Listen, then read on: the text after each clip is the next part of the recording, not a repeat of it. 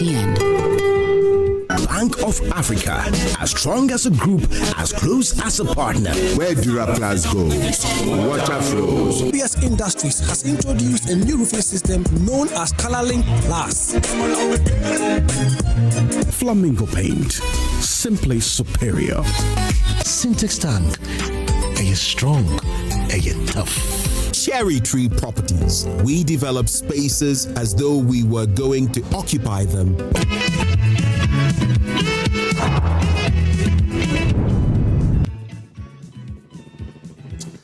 Good morning and welcome to Newsfile. This is your most authoritative news analysis platform, and here on Newsfile, as always, we put Ghana first. This morning we are here to cut straight to the bone of 4 distinct crises that expose a deeper systemic rot. The dangerous line where public governance meets public gaslighting. What am I talking about? Look at the aggressive push for digital IDs to access adult content. I mean your ID cards to access adult content. On paper, it's a noble shield to protect children. But scratch the surface, and the critics say it is a digital panopticon, demanding your passport at the bedroom door. Yeah. Is this a common sense boundary or a puritanical overreach forcing citizens to trade their absolute rights to privacy for state-monitored morality? Turn that critical lens onto our legislative halls and the chaotic journey of Ghana's Anti-Lgbtq bill. When a law is passed, said to be riddled with blatant constitutional landmines, we must ask, was it botched by accident or designed to fail? Is it an earnest cultural defense or a cynical masterclass in political cowardice? A calculated trap meant to appease local voters while ensuring the courts do the dirty work of killing it so international cash keeps flowing. This refusal to take responsibility has lethal consequences on our streets. Every June, Accra drowns us and communities. A lot of things go into flames and a lot of damage happens. Over a decade since the June 3 disaster, 150 officially died. Our leaders still look at choke drains and corrupt zoning permits and call them acts of God. We want to be clear about this, that they need to stop blaming God for the blood on the hands of the states.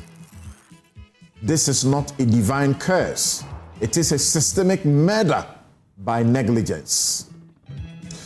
And where do we turn when political institutions fail? Of course, to the courts. Yet the Supreme Court's recent dismissal of the security chief's suits brought by Imani and Kwesi leaves them wondering whether the judiciary is a shield for the citizen or a fortress for the establishment. By ruling that the president retains absolute power to hire and fire security heads, did the court courageously protect the literal text of the Constitution, or that was a retreat into legal formalism, leaving institutional independence hanging from a partisan noose? So as you can see, 4 crises, 1 fundamental question. Are we being governed by principled protection or ruled by a calculated survivalist establishment? Join me and let's unmask that. But before we get into those issues, we will go to South Africa. Ghana is showing the world that we are a proud nation and we protect our own. But at what cost? We'll be right back.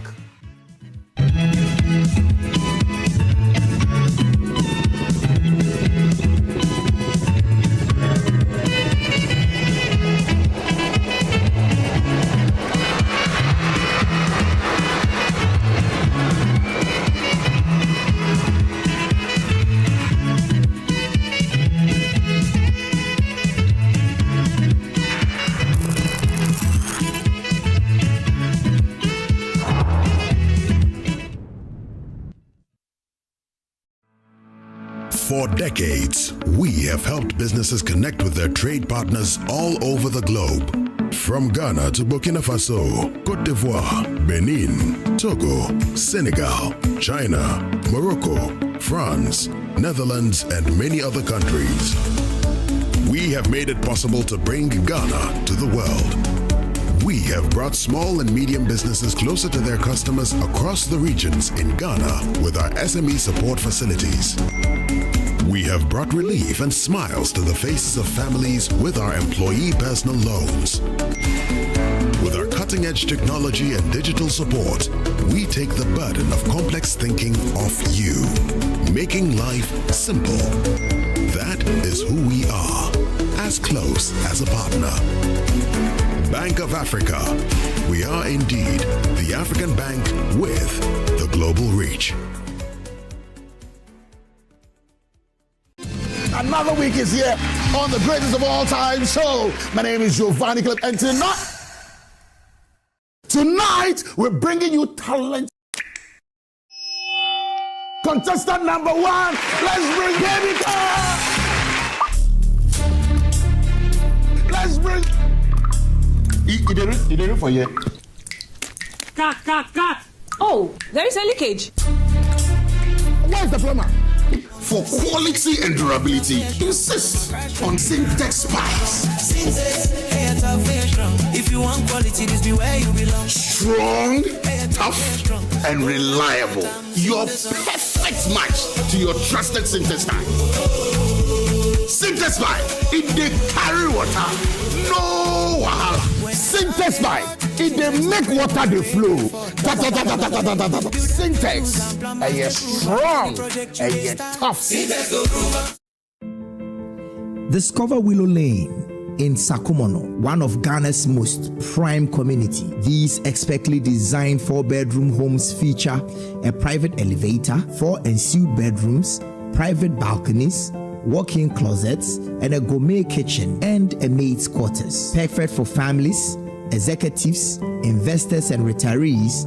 Our community offers a swimming pool, playground, and 3-tier security for your peace of mind. Experience the ultimate in comfort, convenience, and community here at Willow Lane, Sakumon. Visit waylead.org or call 0240-111119 or 0308-040500 to book your tour today.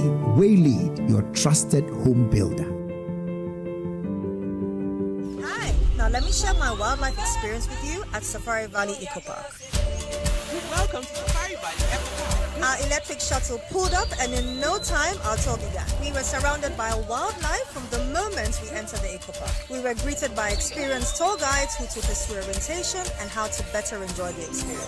Watch these animals roam freely in their natural habitat undisturbed by our presence. We saw zebras, sable antelope, brown cranes, mara, silky chicken, nyalas, Shetland ponies, and so many animals I just couldn't keep up. Our tour guides taught us so much about the wildlife, their behavior, and how to interact with them. I even fed them. We also went fishing on a man-made canal. Then we took a break to have lunch in this serene environment. All this amazing experience for this price for adults? This price for teenagers. It's a bargain. As the sun began to set, it was time to go back home, but not before dinner by the campfire. It's been a thrill of a lifetime, and I can't wait till my next visit. Safari Valley Eco Park, bringing you closer to nature. Yes, next. Hey, dear Benson, Me didn't tum. Mr. Femi Kakalika, just call me cockroach. Now, Mr. Femi once now. Hey, that's you. Impruka. Yeah. Captain Mosquito, double the action.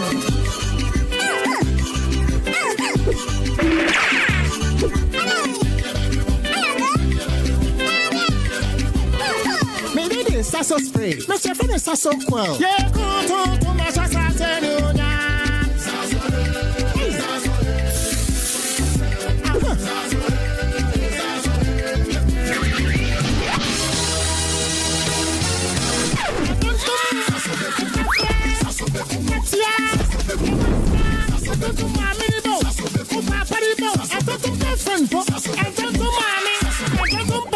Sasso, come tum preko.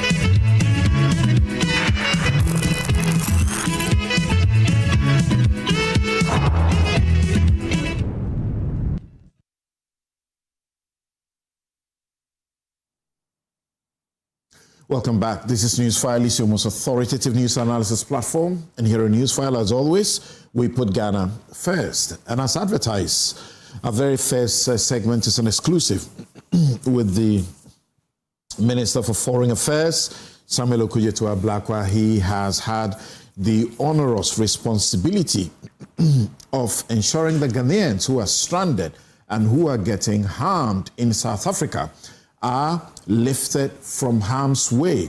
And at least the near 300 who have returned so far have been full of praises.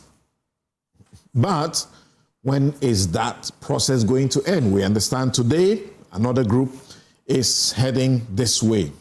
How is it looking like? Minister, good morning. Thank you very much for honoring our invitation. Samson, always an honor to be here. Thank you. It must be a difficult time for you in that very important ministry. It has been, but let me convey warm regards to all the distinguished viewers and listeners of Newsfile. I would like to, at the very outset, commend Ghanaians for the incredible solidarity that Ghanaians have demonstrated since the outbreak of the xenophobic attacks in South Africa, and our compatriot, Mr. Asamoah, being confronted, harassed, dehumanized, and our decision to immediately bring him back home. There has been such unanimity, such nationalism. All Ghanaians have rallied behind our fellow citizens in South Africa and government's actions. And I want to use this opportunity to salute Ghanaians and to really praise our nationals for demonstrating that we can come together when it matters most. And I think that other nations are seeing that when it comes to Ghanaian solidarity, when it comes to Ghanaians united to protect our own, defend the flag, and ensure that Ghanaians are not harmed, you cannot mess with Ghanaians, and that we are next to nobody, really, when it comes to national solidarity, when it comes to national pride, when it comes to looking out for our own. And previously, it had been thought that it was probably only during international football tournaments that we forget our differences and rally behind the flag. But we have demonstrated during this episode that there are times that we really know what matters beyond all the artificial differences, and we come together. You hear Ghanaians from across the globe expressing their joy and pride in what Ghana took. It does look like we're the first to take this kind of action, to protect our citizens. Yes. You see, this has been recurring. And probably since 2008. Right. We've had on a consistent basis. But this is the first time that an African government is standing up. And if you look at the actions we took right from the beginning of this latest wave of xenophobic attacks, we condemned the action. We summoned the acting High Commissioner here and made clear that we would not tolerate this. That's right. We whisked our compatriot from harm's way, Mr. Samoa, who is here doing well, and I have to commend Mr. Ibrahim Mahama for receiving him when we evacuated him and offering him a nice job. He's now an entrepreneur. Great. Dealing in Jata Cement, and he's doing very well. We are in touch. And then we escalated to the African Union. Right. Petitioned the African Union that in the media coordinating meeting, which is coming up on the 24th of this month, we want this included in the agenda because it had not been included in the agenda. And we want to discuss this because, you see, this matter is at the core of what the African Union stands for. You know, and really, when you look back, May 25th, 1963, the vision that the Osagifo Dr. Kwame Nkrumah espoused, he was expecting that by now we'll have a borderless Africa. Right. We'll have a common market. We'll have a single currency. We'll have one central bank. We'll have one standby force, you know, so that these artificial boundaries which were haphazardly drawn by Otto von Bismarck and his friends at the Berlin Conference, we will pull down all of these artificial barriers and come together. Because really, if you look at it, there is no region of this world, no country that has developed without the free movement of people, of ideas, of goods, of services. You know, I mean, the powerful nations of this world pride themselves in being a melting pot. You know, they embrace everybody, you know, apart from the fact that, you know, you have massive market. You are able to bring the best, attract the best from all over the world. So it is really a shame that after all these decades of the African unity dream, we will have, you know, an African country target Africans. There are other migrants, but they don't bother about those migrants of a different skin color. They are exhibiting hatred, sheer hatred for fellow Africans. It goes against everything that the African Union stands for. And that is why we petition the African Union. We want to have a very honest, non-acrimonious discussion. We are not on a war path, but we are saying that let us pause and reflect on why those discussions at such a highest level, what would they result in? Would there be resolutions? Will there be some sort of sanctions at that continental level? So in our petition, we are demanding first a discussion of the matter. The South African government should explain to us why this keeps recurring and they don't seem to have a handle, political will to deal with this decisively. Nobody is sanctioned. People are on camera, you know, threatening violence, beating people up, using cudgels, sticks, you know, all kinds of, you know, weapons, chasing people out of their shops. 255 incidents since 2022. Yes. You know, and as we speak, and as many as 57 people have died so far. This latest wave, you've seen the Mozambican government has issued a statement. They've lost 5 of their citizens. Nigeria says they've lost 2 of their nationals. Malawi, you know.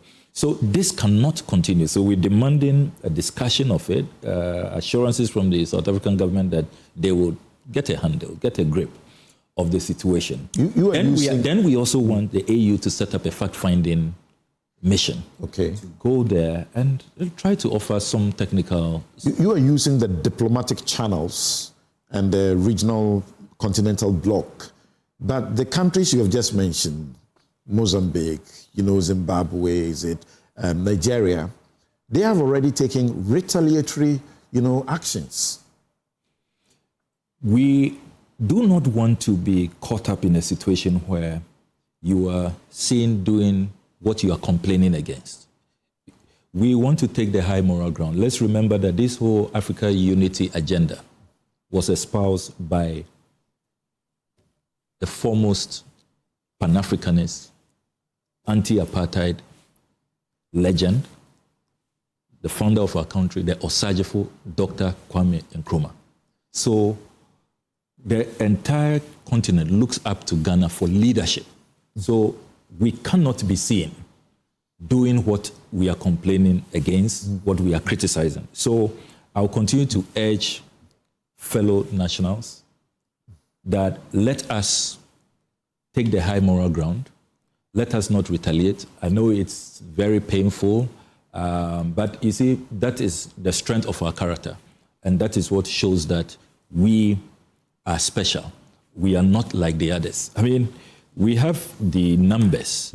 I have here a copy of the Flight and Traveler Report from the Ghana Civil Aviation Authority. In 2025, South Africans who travel from South Africa to Ghana, they speak as though, you know, they don't come to Ghana, they don't travel. There are 11,981 South Africans who traveled to Ghana. Just last year? Just last year. This year promises to even be higher. Between 1st January 2026 and 5th June this year, we have 10,282 South Africans who have visited Ghana, mostly as tourists. Okay. You know.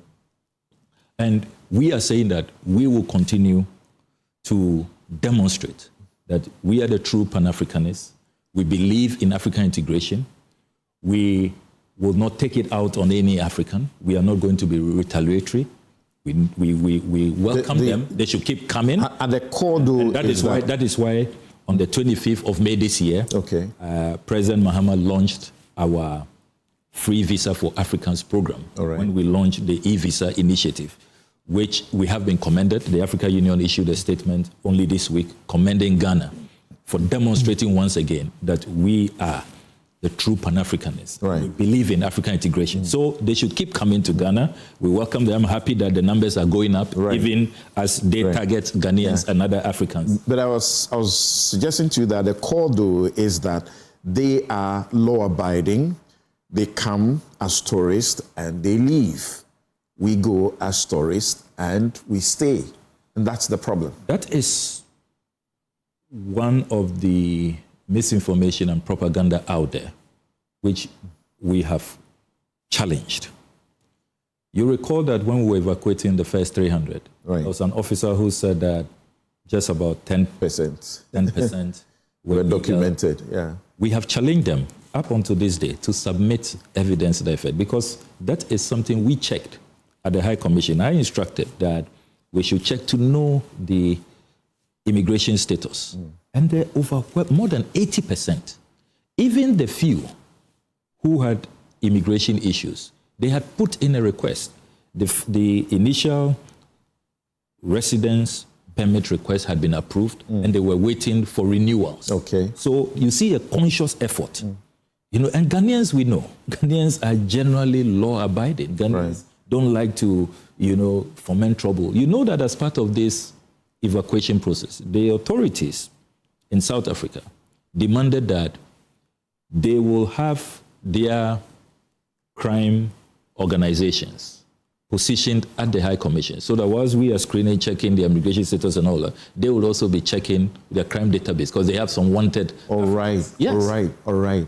Would you believe that so far, not a single Ghanaian has been of interest to them? So they claim that it is this African, foreign nationals who are committing crimes. Who are criminals and who are contributing to the high crime rate in South Africa. It's not supported. Thabo Mbeki actually confirms that. That is not true. It is not true. You see, to the contrary, a lot of Ghanaians have been at the mercy of these criminals. You know, I even have a constituent, young 23-year-old, killed. The police are still investigating the matter in South Africa. I spoke to one of the returnees last week. A mobile phone. He was killed because of his mobile phone. I spoke to one of the returnees. She spoke about her ordeal as well. We've heard others also narrate their ordeal at the hands of criminals in South Africa. So let's come together and deal with the the rise in crime, but to engage in this unfounded and baseless profiling of foreigners, particularly Ghanaians, as those responsible, when we are still waiting for the evidence. So I am glad that Ghana really, on this matter, we have set the pace, and the strategies we adopted have now been adopted by other countries. We'll talk about those who are still coming in and those who are arriving today. Of course, like you said, Nigeria too says it's going to bring its citizens who want to be repatriated back. But their businesses are suffering. Some of them have lost their businesses. We spoke to one of them last week. She said she couldn't take anything from her shop. And so even though she's calm, she's been giving money. Her son was also giving equal amount. We didn't know that was what was actually going on, that if you have dependents, you get almost the same amount. The same. Right. What's going to happen? Is there, a plan to ensure that they are not deprived of what they have worked to accumulate in South Africa, that they have been forced to abandon? Yes, there is a plan.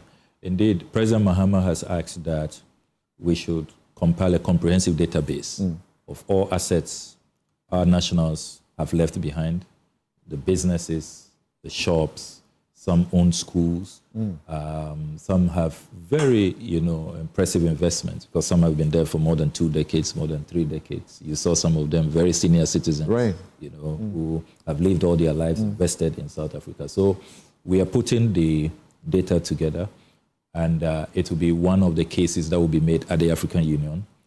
We are also considering our legal options, and do not rule out formal legal action in competent international courts on this matter. So the South African government, we have made clear that they should not think that the matter ends with we evacuating our nationals. There has to be accountability, and there has to be a price to pay, legal. But a legal action will be after they have declined to want to take responsibility and to make the necessary compensations. Have they already been told that this is at stake? They have to make payments? Yes, we have told them, and we have said that we expect that they will take responsibility and compensate our nationals. So far, the only movement we have seen on their part is with the Ghanaians who were hospitalized. They have approached us formally that they are willing to take care of the medical bills. Okay. I'm yet to have a discussion with the president on that, whether the president will be willing to accept that. You're talking about those who were assaulted? Yes, those who were assaulted and vandalized, whose life, as you know, are at stake in ICUs. We are taking care of the bills for now, but this is a very latest request that they have made, that they want to compensate. But we've asked that they hold on, so we have discussions. Do you have many people in such situation?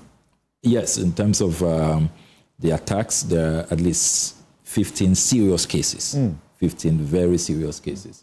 As we speak, there is a lady who we have not been able to evacuate because doctors have advised that she's too fragile, the situation is too precarious to be flown out. So we have those serious cases. So there is some willingness to compensate when it comes to the harm caused to life and the personal injuries that will be occasioned by their conduct. But in terms of the businesses, the assets they have left behind, there has been no response yet. But we have said that it is important to ensure that Ghanaians who have left businesses behind are compensated, and that these hoodlums know that, you see, you can't get away.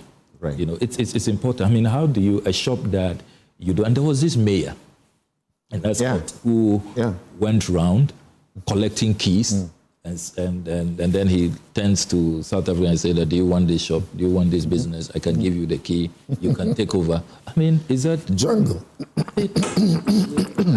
Sorry, excuse jungle? me. A complete jungle life. So those who have come in now, there are those who are also coming in today. Another batch is supposed to be taking off or arriving. Yes.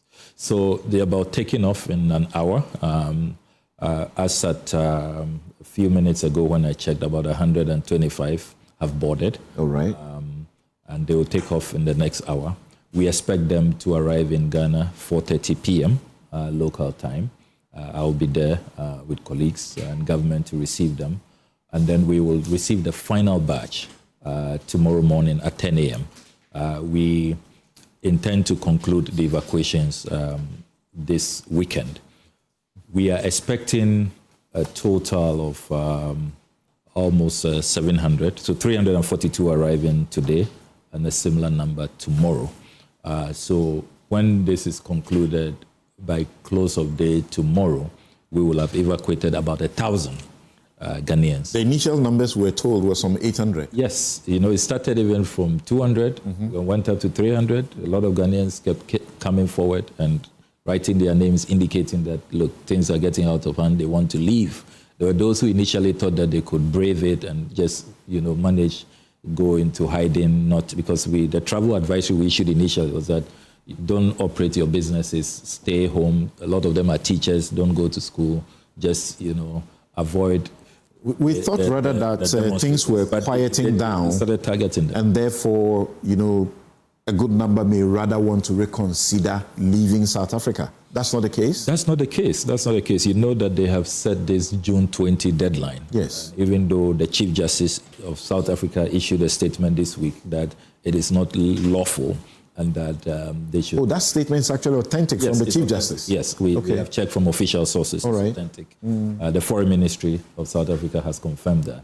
And you know that this week, President Ramaphosa has also appointed special envoys that he tasked them to go around African countries to engage us and explain to us what they are doing to calm the situation. But they remain adamant.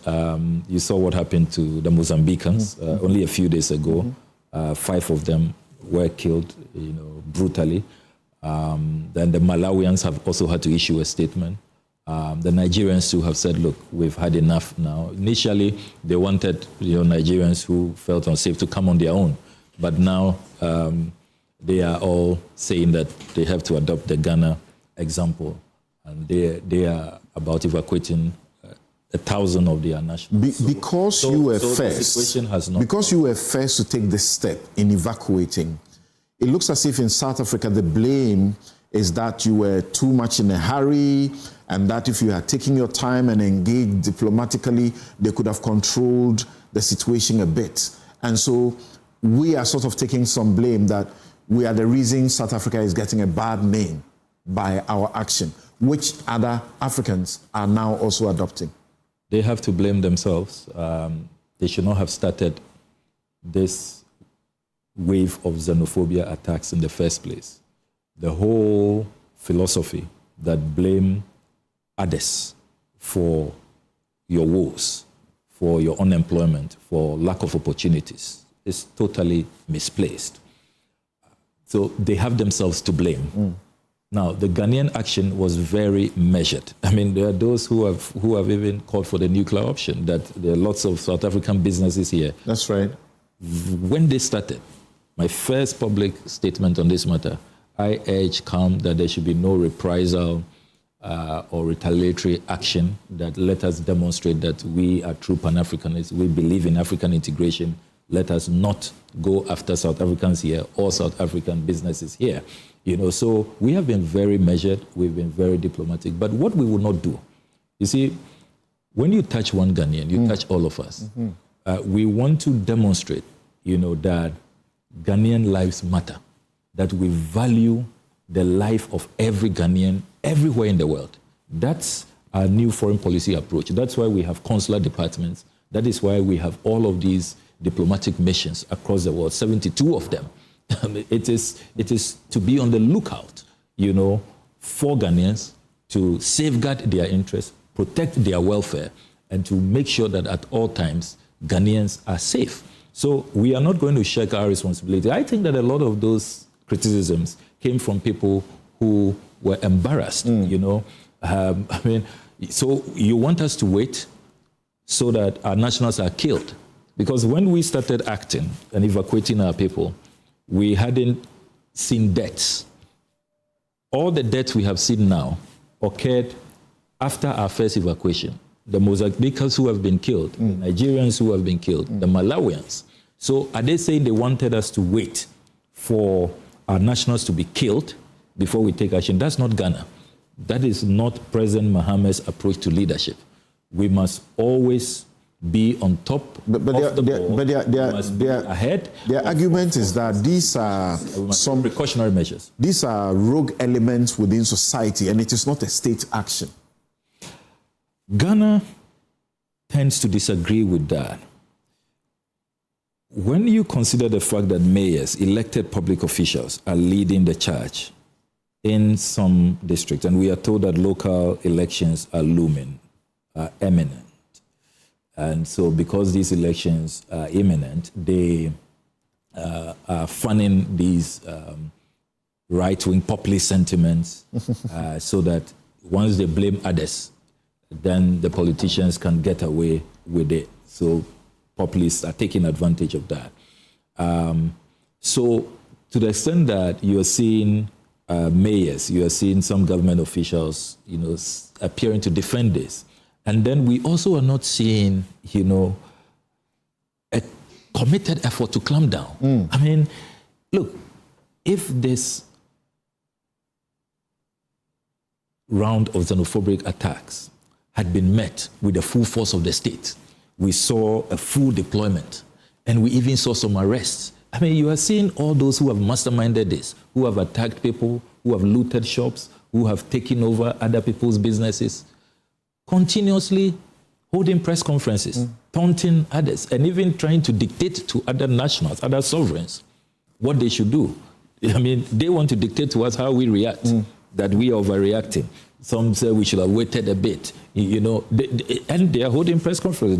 They are free men and women, right. You know. So we are also not convinced that, and you see, we cherish the cordial relations with South Africa, and it's a shame. You see, I work at a ministry where every day I'm reminded of our solidarity to the South Africans and to all those who were faced with colonialism, imperialism, and apartheid.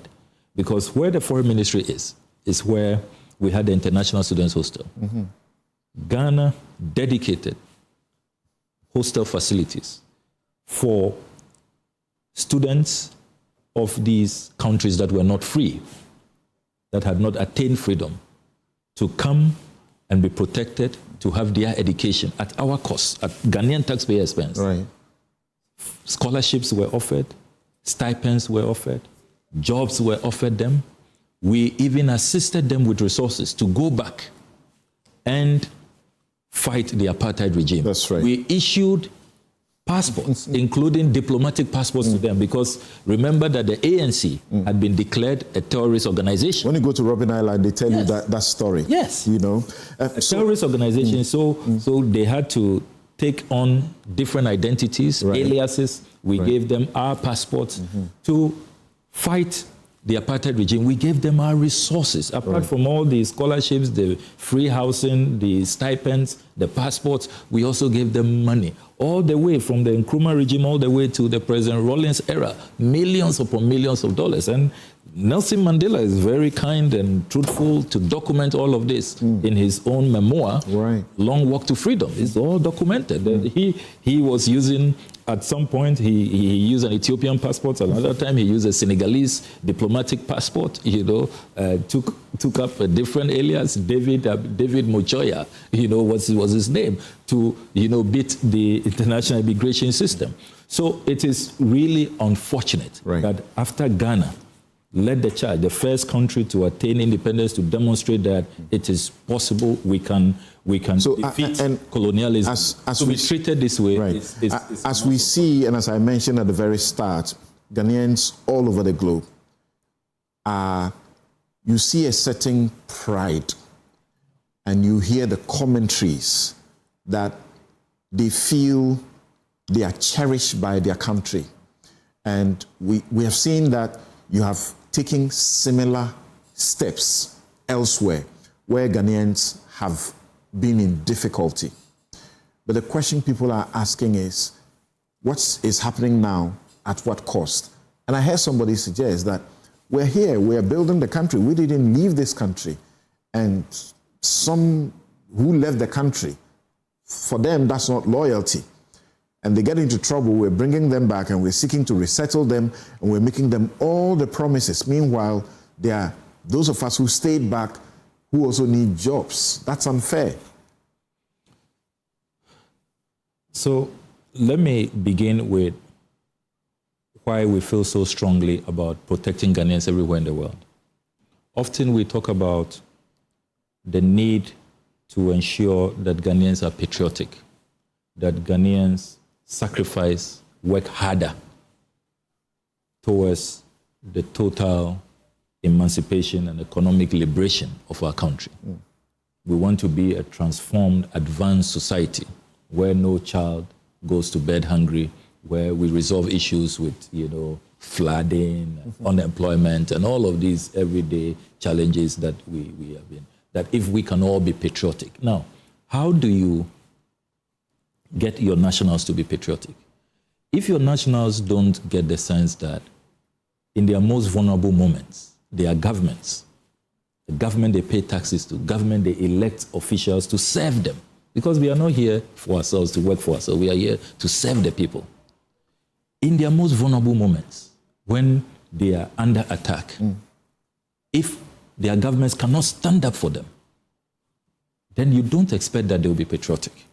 The reason why elsewhere people are so patriotic, people will go all out to defend their country and to even think about what they will do for their country, not what their country will do for them, is because they know that it is worth dying for their countries and that their countries will always be there for them and stand up for them. So we are going to continue on this path, and if you have observed, this is not the only time. So it's important so that the South Africans don't think we are picking on them just because it's South Africa. You recall that when Israel deported Ghanaians without basis, we retaliated. We stood up to the Israeli government and said we will not accept that. And that in international relations, reciprocity is allowed. A certain tit for tat is permitted once it's measurable and is, very aligned with what you are receiving. So they deported 3 Ghanaians. We also deported 3 Israelis. And then it stopped. And we smoked the peace pipe, there were apologies, and we said, look, yes, let's renew our fantastic relations, which we have, and we are respecting each other since. There was a young student, you recall, who was killed in Latvia. I mean, they thought that this was just one black life that could go unnoticed. We have escalated all the way to the level of the Prime Minister, the Foreign Minister. There's a national inquiry now underway, and they report to us monthly. And we've engaged the family. They have sent lawyers. Our ambassador in Germany is constantly on the matter. And we've made clear that the government of Ghana would not allow the killing of Naneje, the young man, to go unnoticed and without any sanctions, so that the perpetrators are brought to book. Then you recall the matter of the Ghanaians who were lured to fight on the Russian side. That's right. And were captured by Ukrainians. We went all the way to the Ukrainian government that even though we didn't send them, they are nationals. Imagine that that's your son. Yeah. You would not say that, your son has played truant, has been, has even so that's consistency. And that's consistency. On all the way, President Zelensky has indicated that, he would favorably consider the request of the government of Ghana. So the South Africans must know that this is not targeted at them. So once you touch a Ghanaian, you touch all of us. Great. And the Ghanaian government will stand up. That's the American feeling, and this is the consistency that people are applauding. But financially, do we have a sense, this unplanned, help rescue, how much it's costing us? Yes, that is a legitimate question, and the processes are still underway. We are still evacuating. We are not done. So you put out any figure now, it will change. So we have said that at the end of this exercise, we will fully account. We will submit everything to Parliament. And, I am a stickler for transparency and accountability. I believe that in these matters, it is most unconscionable to want to allow anybody to take advantage of people's pain and suffering and the entire solidarity of the country. So there will be full accountability. Nobody's running away or shying away from accountability. Let's conclude the exercise.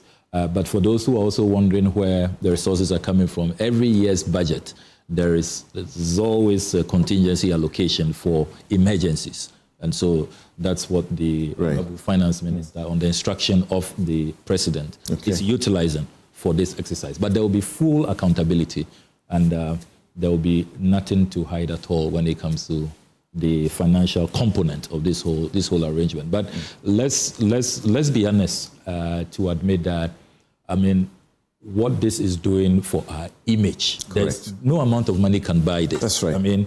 Everybody is saying that, look, now we know that Ghanaians are special, they take care of their own, they will go the full length of this world to protect their nationals. So you just better don't mess with them. And I think that it helps. So it gives all of us that insurance and that confidence. In a world where there's a deep racism, structural racism, discrimination against black people, and just because of the skin of your color, people think that they can take advantage of you, they can violate your rights and get away with it. So it's important. And I tell friends that, you see, we cannot be the country that is fighting for justice for ancestors.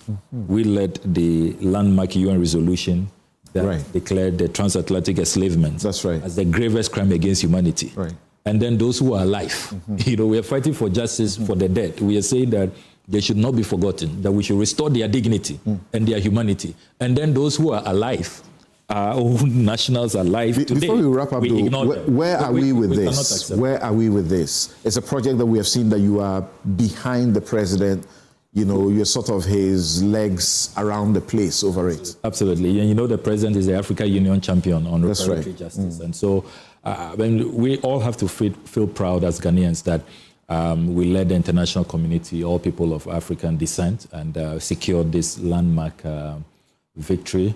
The UN resolution, resolution A/RES/A0/250, is a landmark one that will forever and ever be etched in history, which has declared the transatlantic enslavement as the gravest crime against humanity. And for those who thought that this was just a mere academic exercise and that there will be really nothing out of it, I'm sure are revising their notes. If you look at what has happened immediately after the adoption of the resolution, France in particular, you've had President Macron own up, has done some soul searching. They have repealed all their slave laws, which were remnants of the King Louis XIV law, which made Africans movable property, and said that whites had the right to mutilate. If you are keeping a stubborn African your family, you can cut off the ear, cut off the hand, and it's not a crime. Now, after our resolution, we've seen that has been repealed. We've also seen that France has announced the establishment of a commission to go into a certain scientific and intellectual exercise to identify all the wrongs that were committed, the artifacts that were looted, and to return them. And so the Next Steps conference, which we are hosting, President Mahama is convening that conference from the 17th to the 19th of June this month. France is going to participate. You are also seeing that Germany has notified us formally that they have also identified artifacts that they are willing to return following the passage of the resolution. The Dutch government has also notified us. They've presented a catalog of artifacts that they looted, and they are willing to return them. They'll be returning them during the conference. We've seen the Pope, and God bless the Pope. Yes. The Pope has done, a very great job, exemplary leadership, by apologizing for the role of the Catholic Church. Those who have studied our resolution, you notice that we made reference to the papal bulls, which gave some Christian justification, some theological doctrines that allowed for Christians to engage in the transatlantic enslavement. So the Catholic Church has now apologized. We've seen apologies from the Church of Scotland and the Church of England. So there's a certain momentum which we are maintaining. So President Mahama will convene that conference later this month. And what we are seeking to do is to now have a common position. There's some fragmentation. The Caribbeans have the CARICOM 10-point plan. That's right. The African Americans have this bill they've been trying to push through Congress unsuccessfully. And then the African Union is developing its own strategy. We now want to come together and have a common position, a common blueprint, one strategy that will have collective ownership. That's what the conference seeks to achieve. Remember, we've built in accountability mechanisms in the resolution. So the next UN Secretary General will have to account to the UN next year at the 82nd session. And so all of this work we are doing is to help into that report to ensure that there is clear progress being made, it is measurable, and that our ancestors finally get, the restoration of their dignity, their humanity. All these artifacts that are in the wrong hands are returned. The full matter of reparatory justice, which has not been addressed. Because remember that in world history, the Jews have received their reparatory justice. The Japanese have. It's only the African people who have never received reparatory justice. And we cannot have an international community that discriminates so badly, where atrocities, the most enduring atrocities, over 300 years of dehumanizing people, putting them in shackles, in chains, in dungeons, treating them as property, stripping them naked, and having using the right them for all sorts of things, mutilate them, right? And then you say that they don't deserve justice. We cannot. You said this convening by our president is happening when and where? So it's happening in Accra. Great. From the 17th is for the technical experts who are convening at the Foreign Ministry. Then on the 18th we'll have the summit where heads of states, leaders of government delegations, ministers from across the world will be attending. And so far we have very good confirmations of heads of states. You are excited about this, and I hear you speak to international media because this sounds like a continuation of what the Osagifo began, which places us where you say we belong, and so we should not appear to do to South Africa what they are doing to us. Yes. But this must also be an expensive enterprise. Yes, but fortunately, because the president is the Africa Union champion on reparations, the Africa Union has been quite supportive of some of the financial outlays. Then there's tremendous interest in this by corporate Ghana and the international community. So we are receiving funding from UNESCO, from UNDP, and from other organizations. And so it's been, and it will interest you to know that if you look at our 2025 budget as a ministry, you won't see any line item. There was no massive allocation for this. And yet we've managed to do this. Right. I think that once you have a great cause and all people of good conscience are behind you, as business owners and as people who want to, because there's so many people who are even attending this conference say that, look, we will pay, all we need is an invitation. And for example, the son of the great Marcus Garvey, Dr. Garvey, reached out and said, look, if this will be, it's almost 100 years, said that if this will be my last commitment to the Pan-African movement, I will. So I'm coming, don't worry about how I get there. and you're seeing a lot of that. So it's not coming at too much of a. But more importantly, you project that we should look at the value. The value, the lasting value. The lasting value, the enduring. Almost eternal. Yes, it's eternal. And look, if you go to the Caribbean, if you go to the United States of America, particularly those who are the direct descendants, I mean, how they hold Ghana in high esteem now. I mean, some of them have been wishing for this day all their life. We must keep that aloft. We shouldn't lower the bar. Died, yes. So we should feel very proud about what we are leading, the international community to achieve. Okay. And we should all be proud. Maybe your final words I'll be asking of you is, and for our viewers who are now tuning in, those of you who are still not waking up yet to the extension that we have had for this program and are now beginning to tune in because this is the time for Newsfile. This is the Foreign Affairs Minister Samuel Okudzeto-Ablakwa interacting with us, explaining how he's working to ensure that Ghanaians who are stranded in South Africa, who are under assault in South Africa, are brought back to the country. The next batch is arriving, hopefully maybe tonight or so. They are leaving South Africa today. There was an announcement for them to gather there yesterday at the High Commission and to go through the necessary procedures. As we understand, the initial number that was expected was 800, but now it's 1,000 plus.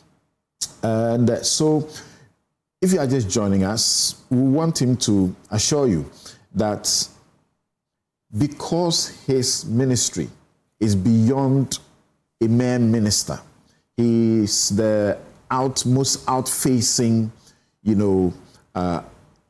person between Ghana and the world for us, to assure you that he's running this aspect of the business the way you deserve. So tell us, there are some who say you're running a lot of things on media, on social media. You like to show everything, but this is diplomacy. A lot of things have to be secret and so on and so forth. Are you representing us right? Absolutely. In modern diplomacy, people are probably used to the era of diplomacy without strong media, social media, new media, and all of that. And if you've observed, modern diplomacy has changed, and every country is taking full advantage of these tools. It helps to bring sunshine, to bring transparency, to carry your citizens along. Your favorite expression. Yes. You see, because you see, sunshine is the best disinfectant. Is the best disinfectant. And you see, you cannot, for example, be carrying out evacuations. And these are evacuations that you want every Ghanaian in distress to take advantage of. You are not secretly calling your party members. You are not asking for who has a party card. It has to be done openly, transparently. Use new media. Let everybody, and when I went to South Africa, I said that, look, we are going to make sure this process is so transparent. We will not leave it to only the diplomats, that we are setting up a committee. Bring all the Ghanaian community leaders to be part of this. Use WhatsApp, use TikTok, use Facebook, use Instagram, wherever Ghanaians are hiding in distress. And you see, what happens is that a lot of Ghanaians travel and they don't even let the embassies know that they are in the jurisdiction. It is only when there's crisis. So often we don't even know really how many Ghanaians are living within a particular jurisdiction. We only have estimates. So there's nothing wrong in using the media and being transparent about this so that nobody would then accuse you in the final analysis with an accusation that I didn't hear about this. I'm also a Ghanaian. You only came and called your cronies, your party members. Because remember that the leading parties have branches all over the world, very actively. Their executives and all of that. We have some of our leading members today, even ministers of state, who used to be executives, like my good friend, the Honorable Kwame Agboja. He was an executive in the UK and Ireland chapter. The Honorable Alex Segbefia was also the leader, the president of the NDC, UK and Ireland. So when you have all these strong party groups in these countries, and you are not transparent, you are not open, you don't allow everybody to participate, then people begin to wonder, do you have something to hide? Are you selective? Are you allowing only your card-bearing party members, to take advantage of a national exercise? So I think that people should wake up to, the principles. It's about transparency. It's about carrying everybody along. And it is about ensuring that you are not leaving the people behind. You are counting, in a timely manner. Now, there are many other issues that are confidential, that Chatham House rules will apply. Once that is clear, we don't talk about it. All right. I mean, for example, I know there's going to be a matter that you are interested in. It's going to break next week. It's a big matter. But we have all agreed with our international partners that we will not talk about it until it happens next week, and that's all I'll say about it. So there are so many matters that once it requires a certain confidentiality, we will keep it confidential. Right. So I think that people should appreciate that modern diplomacy has changed. You want to carry nations along. You want to carry your own citizens along. You want them to understand, the principles behind what you are doing.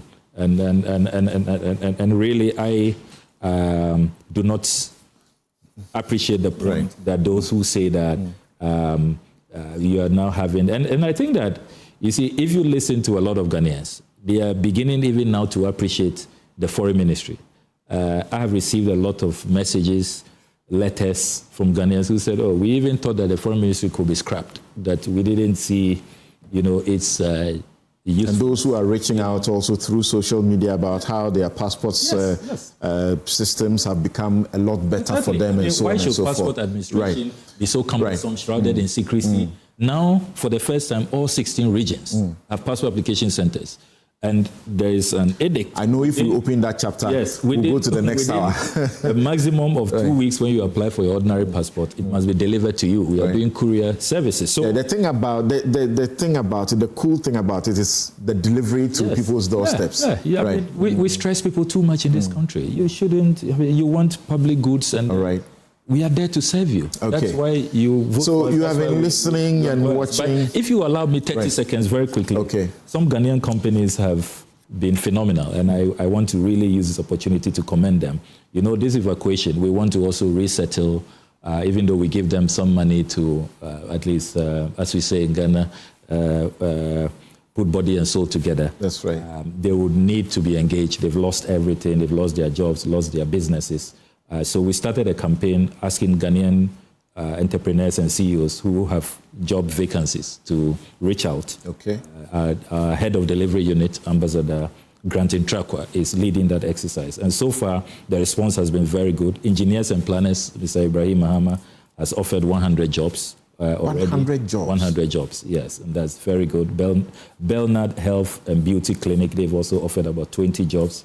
Jiwa Group of Companies, Wager, GB Health Solutions, Goldie's Beauty Bar, Tea Bar, He Indeed Operations.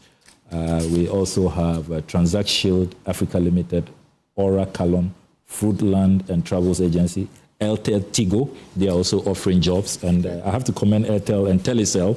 They have been offering free data and chips for the arrival of our evacuees. DMD Catering, Miami's Grab. So I want to encourage other CEOs that the program continues, and we invite as many of them that want to offer jobs, because this is a really... It's exciting to know. Yes, very exciting. It's exciting to know. It tells you that, Ghanaians are very compassionate. Thank you so very much. And we understand why you'll be very low and on local politics. Thank you very much for making time to join us. Samuel Okudzeto Ablakwa is the Foreign Affairs Minister, and he has been spending time with us in our very first 45 minutes. John Intim Forjo, Reverend, joins us for a brief discussion on the anti-LGBTQ legislation, and my team of guests swarm the studio as we take you through the matters that we have tabled for discussion. This is Newsfile. It's your most authoritative news analysis platform. We'll be right back.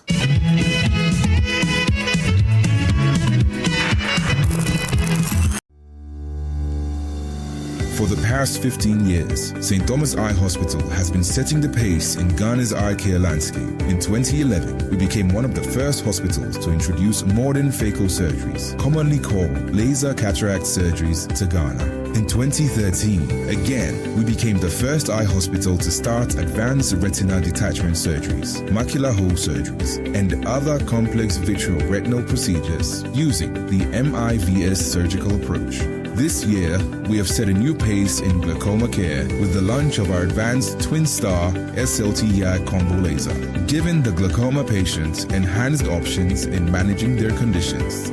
We are a premier ophthalmic group practice with 11 specialist eye surgeons working together and leveraging technology to advance eye care in Ghana. We have 4 branches in Accra, Tema, and Kumasi. You may call us on 024-686-6580 or visit our website at www.stthomaseyehospital.com. St. Thomas Eye Hospital, providing excellence in eye care.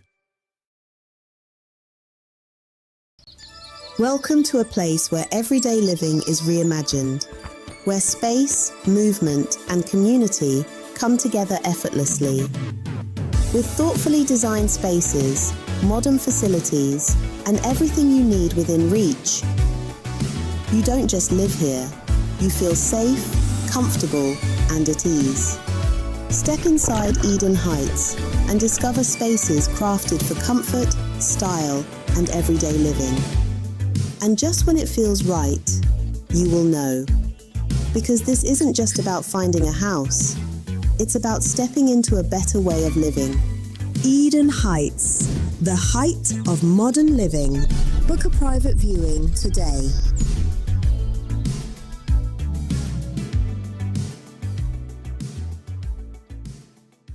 Number 1 from here, 2 and 3 from here, 5 and 6 from here for now. Yay.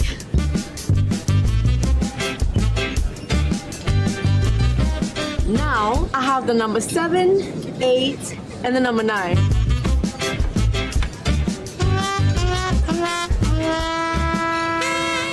You need number 10. Please, I can't eat anymore. I mean, number 10, liver salt. The effective liver salt for the relief of stomach upset, heartburn, hyperacidity, and indigestion.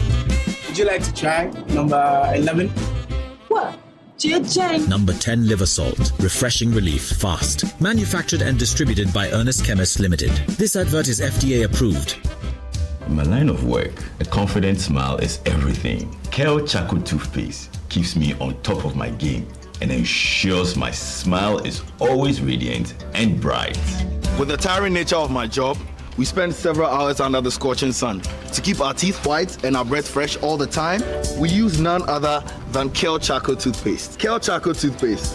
You're on a Kessia and in a kit one. Samayo Kendini, a who be here, Semetra Sapapadia to a mammy manfo. Kale Charcoal's natural ingredients, and a bomb is several buying, a man's ring, Nesansu Mama Hotoso, a will beg you. Kale Charcoal Toothpaste. Choose Kale Charcoal Toothpaste for anti-cavity, whiter teeth, and fresher breath all day. Available in 80 gram and 150 gram. Grab yours today. Kale, happy smile. This advert is FDA approved. We are on a journey to making home ownership a reality. See where we are heading to. Our development by Nestus Homes is thoughtfully designed with eco-friendliness in mind, creating a modern and sustainable living environment. We are pleased with the progress so far, with several customers already booking their units in this growing community.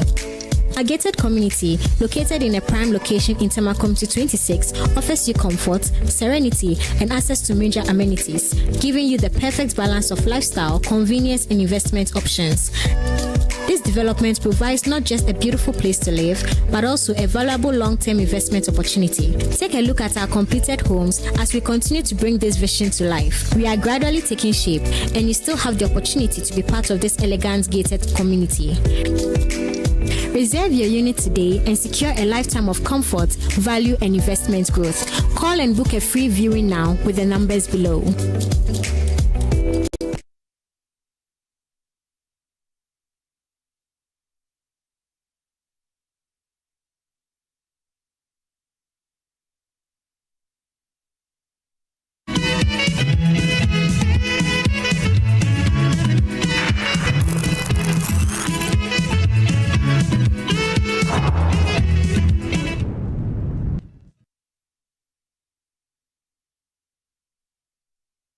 You're welcome back. This is Newsfile, the most authoritative news analysis platform. And here on Newsfile, we put Ghana first. And my guests are getting seated. Kofi Bento is already here. Kofi Bento is with Imani Africa.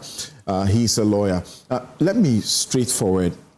We will play some George talking to that Africa Parliamentary Group that met in Accra in the Parliament of Ghana, and giving the signal that people are going to have to show their ID cards. That's what they're going to have to demand to be able to access porn sites, adult sites, let's say that. Is that doable from where you sit? It's pointless. Let's hear him first. Right. And I keep saying that, look, we don't need to rewrite the script. Today in the United Kingdom, for you to access a pornographic website, you need to put your driver's license for them to be able to determine that you are 18 years. Ask yourself why they are doing that. Because they've seen the danger and the damage that pornography and over-sexualization have done to a generation of young UK citizens. And that's why for us, we believe that in Ghana here, and we're working with going to cabinet on that, to make sure that before you access any X-rated site, you must put either your driver's license or your national ID card, so that we know who you are and who is going to that site, to prevent children from being exposed to such content. This is the real threat. Because when a child is over-sexualized at an early age, it affects their development, it affects their thinking, it affects even their morality and their values and their standards. And the only way to break a people is to go after the children. Because when the children are destroyed and damaged, that culture, that culturalization gets damaged. The fight against Africa is not against those of us sitting in this room. We were a lost case. The fight is against our children. And that's why when myself and my colleagues in Ghana introduced the Family Values Bill, one of our key arguments has been that we're fighting for the innocence. Then that we need to protect. See, we should all be embracing this. Oh, we should be embracing the principle.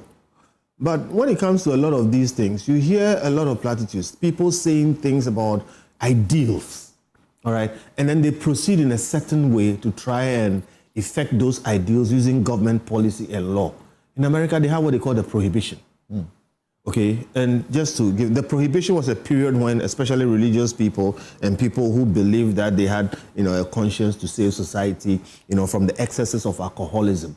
Okay, proceeded to get a constitutional amendment, laws passed to prohibit the consumption of alcohol. Now, I'm using that because it fits this thing. All the virtues are touted. You will do this good, that good, this good, that. There are things you can't stop with law. Point number one. Point number two, you cannot outsource the upbringing of your children to government. And even if it is outsourced to government, government has no way of raising my child better than me.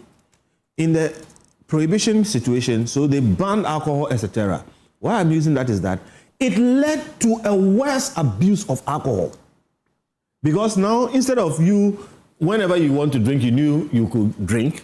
Okay, now you knew you wouldn't get to, so you tended to hoard the drink. And when you tended to hoard, you tended to drink more.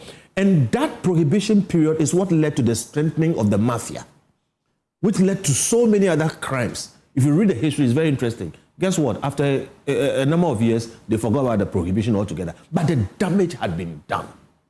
The mafia was still strong, and all kinds of people have become rich over bootlegging.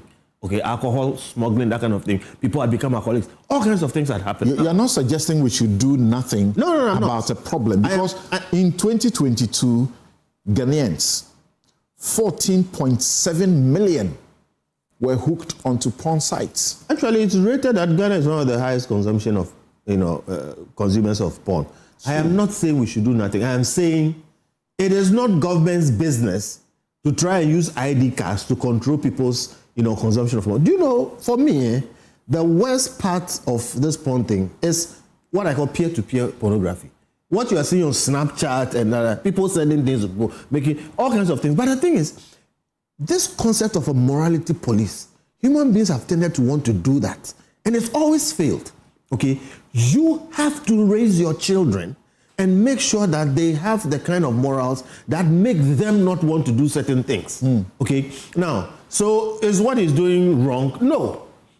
Okay, in fact, there are so many laws that when you put together require that you have to be an adult to be able to engage in certain things. All right, but must the minister be interested in using people's Ghana cards, that kind of thing? I use prohibition. Usually when these things are done, morality police anywhere, it leads to abuse. Okay, now, he should be focused on other things. Okay, there's real cyber crime in Ghana. All right, Ghana is one of the capitals of international romance fraud. Okay, there are big things. I thought that was Nigeria. Oh, Ghana is actually high up there. Very, very high up there, close to Nigeria, so my point is we have big things. Now, don't misunderstand me to say this is not an issue. It is an issue. My worry is that it is not an issue for the Minister of Communication to take up at this level and then introduce all kinds of rules and regulations around. They are going to create a whole new bureaucracy which will become the basis for oppressing and trapping all kinds of people, and you'll be surprised what it will be used for. All right? Some of these things have to do with how we bring up our children at home, in school. And when people talk about it, the churches are the churches are a bulwark against some of these things. Like it or not, a lot of what we are saying, go to church and see the young people there and ask yourself, if it was not for church, where will they be? Okay, so these are the things that we have to find a way to deal with, but not through these kinds of, I think it's grandstanding. I really think this is a segue from the fiasco of the LGBT thing. Okay, I think this government is trying to signal that they want to own a moral high ground. They tried it with the LGBT thing and they've woefully messed it up. Just hold on quickly. Let me check. Moving into this. Let me check if Dr. Kobna Bonfe thinks the way you do. Bonfe he's CEO of Census and he's a lecturer at the University of Professional Studies. Thank you for joining us. Thank you for having me, Samson. In 2020, as many as almost 3 million Ghanaians were hooking onto adults' websites. I'm talking about porn sites. In 2021, it came down a bit to about 2.6 million. And then in 2022, it spiked to almost 15 million people. 2023, 7 million. 2024, almost 11 million. And in 2025, it's come down to 1.2 million. So we want to be sure that those who are accessing these sites are adults and not kids, and that children are not being introduced through these processes. We should be embracing this, should we not? Ordinarily, we should, but I side with everything that Kofi has said, except to add that it should also not be seen as throwing away the call for that act, except also to expose the fact that this very minister was the one who recently told us that our national ID system is compromised and that we needed to take it again. Is that correct? Has that been fixed? So what ID will people be showing that will be consistent with the objective, the moral objective that he's saying? I agree with Kofi when he says that it is nothing but a political grandstanding and an attempt to, save the face of a lost, needless, over politicization of something that our laws already prohibit in the past and recently is come to haunt them. So I agree that the puppet must be seen working.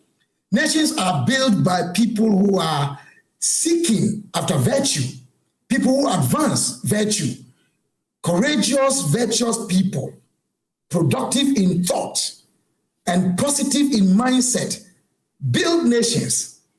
And this is captured in the good book in Proverbs 14, verse 34, that righteousness exalts a nation, but sin is a reproach to a people. We cannot obviously outsource taking care of our kids to government policy. If it is anything at all, we should be seeing that government policy may be coming to reinforce what parents are doing at home. So, well, we appreciate the minister what he says, but unfortunately, we can see through the lines. The ride of the high horse is getting much, discussing flooding. We'll be discussing the ritual flooding as always. And I have a gentleman who has done an article now that will share portions of, he's lived in Leicester, elsewhere in the UK, and makes the examples of how the local, leaders are working, district assemblies are working. I'm talking about the councils over there. They are very effective, and so you don't have the problems we are having that Accra is facing.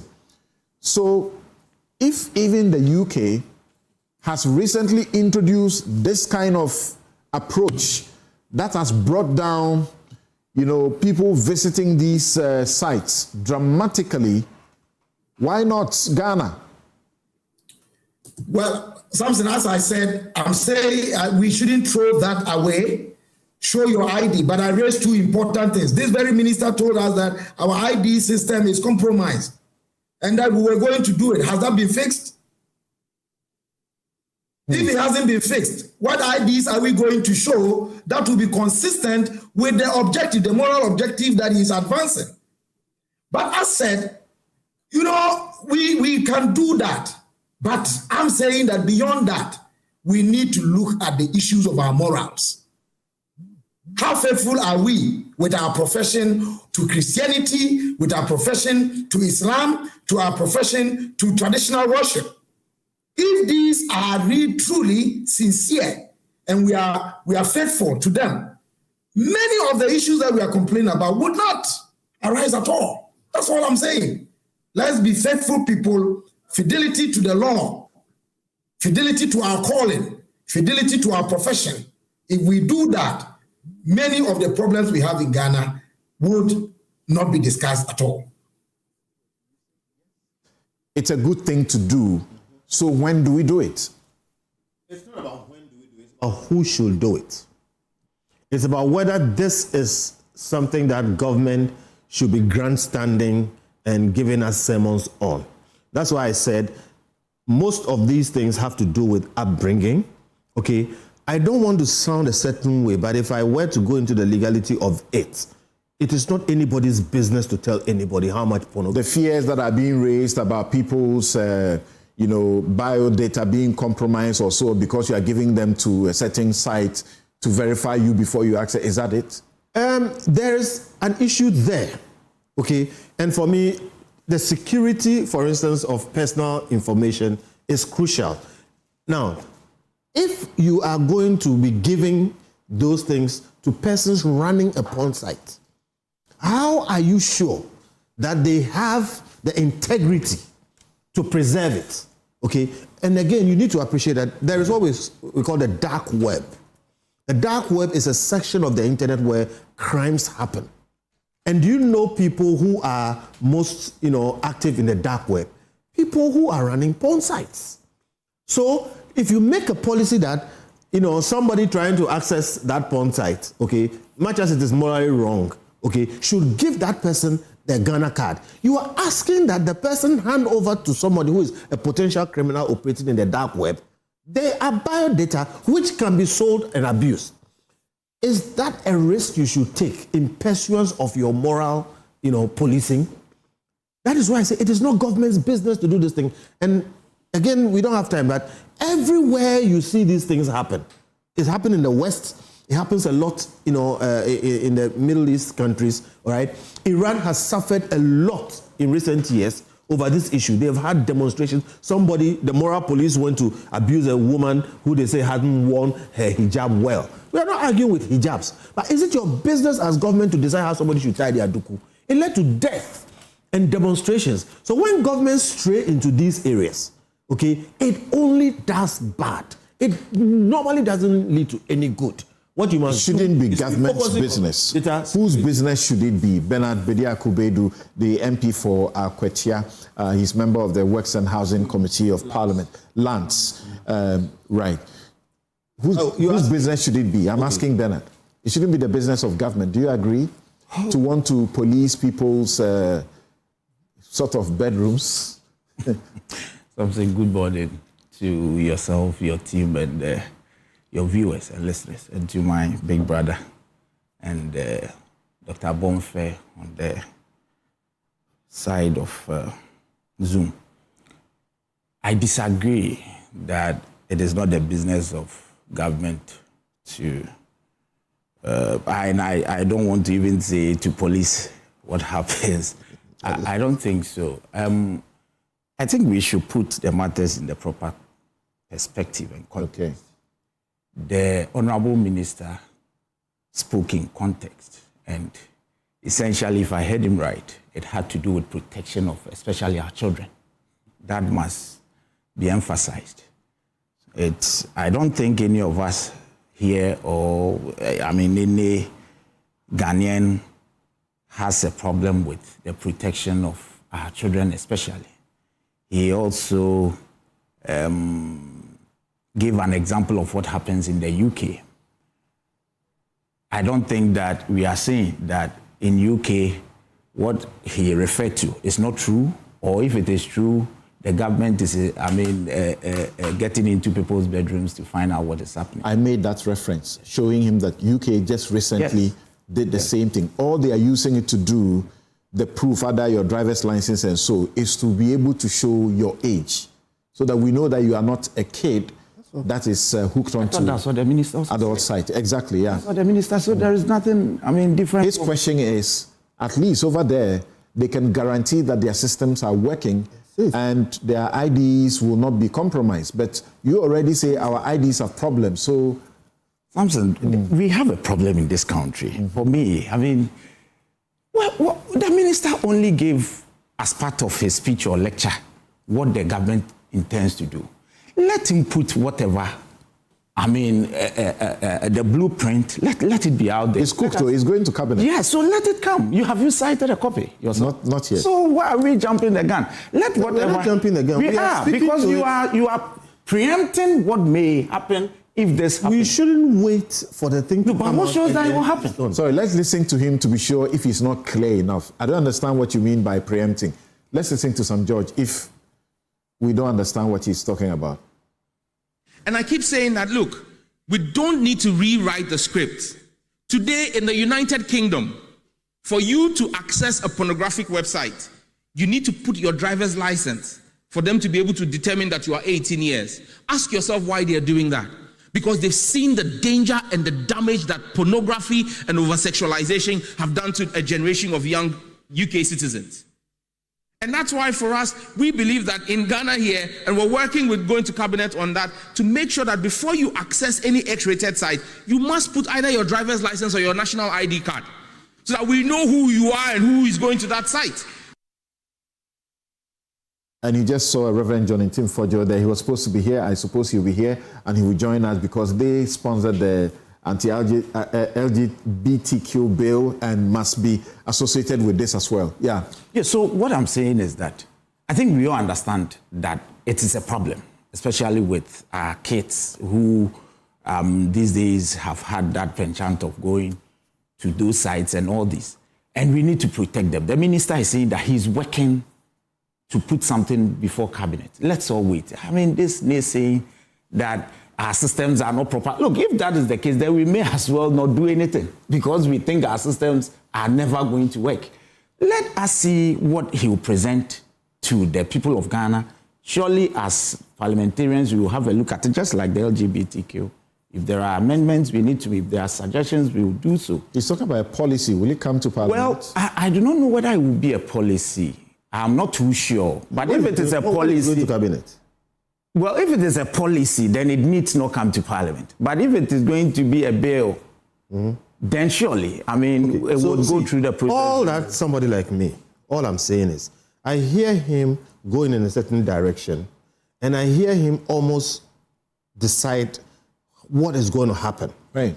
I don't see room for a discussion of some of these things. And note, they're using government time, taxpayers' money, etc., to do something which some of us can see becoming dangerous. Now, there definitely are options, maybe better options. For instance, if you go to China, you can't access Google. Countries decide what websites are accessible in their countries. I can tell you because I've done small IT somewhere before. They can block all pornographic websites from NITA.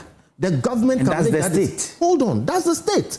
What I'm saying is that, look, instead of risking people putting their Ghana cards out and giving it to people who are running pornographic websites, who are potentially criminals active on the dark web, that's a bad policy, okay? When you can, if you want to really do the job, block every pornographic site from being accessible in Ghana. Which of the two? But that's not what they are seeking to do. What they are seeking to do, they are not saying, if you want to go to an adult site, don't go. They want to make sure the children are protected. Which is why I'm saying there are options in this matter. Frank Anderson, who knows the UK experience, sends a message, says that the right approach is to require proof of age for broadband and internet subscribers. Beyond that, it is the responsibility of parents and guardians to put appropriate security and parental controls in place to prevent children from accessing pornography and other harmful content. Yes. There is also a wider social issue that feeds into this debate. Too many young people are having children without the economic means to support and raise them properly. The consequences can be severe, with some children growing up vulnerable to crime, drug abuse, cybercrime, and other social problems. What is needed is greater civic education, responsible parenting, and access to family planning and birth control, alongside measures that promote economic opportunity and social responsibility. If you hear some George, he says, beyond age, he says, beyond checking your age, that we want to know who is going there.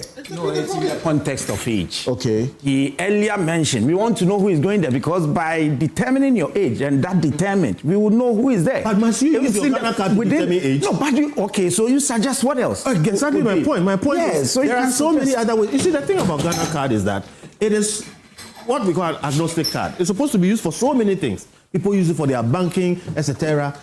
Why would you compromise that simply because you want to find somebody's age? And I keep saying, why would you have the person hand it over to somebody who is operating on the dark web? So all I'm simply saying is that, look, there's a role for government in most things. Question is, what is the role of government in these things? Government should not be a morality police. And government should not, in trying to achieve this, compromise other more serious things. There are options. I don't see a discussion arising in this matter, all right? But what I hear some judge say, I see two things. They are trying to run away from the fiasco of the LGBT by more moral signaling, okay? And I don't see a situation where he's opening up for a discussion on how we can solve some of these problems. More than half of it has to do with upbringing, okay? It is not government's job. And what he's discussing, what I am understanding, is more dangerous than effective in controlling pornography. It will do almost nothing to control pornography. Oh, really? Oh, people who want to do this thing. What? But in the UK, the statistics show that right after the introduction, those who visit these sites went down drastically, went down by about 40% or so. In the UK, you are not talking about the technical back end. They only ask for age and they are able to verify. Okay? There is triangulation in that thing. We don't have that. In the UK, you don't compromise sensitive data like your Ghana card. This is like asking an American to put their green card on there. All right? So I'm saying, look, I don't have a problem if you are not overreaching. But I have a problem with the solution he's proposing, that you should put up your Ghana card to a porn site. I won't be caught, okay? But I worry, because once you put up your Ghana card, somebody goes to print a dummy of it and goes to use it in your bank. And these people, they actually are known to sell, people's identities. And the person will get it from where?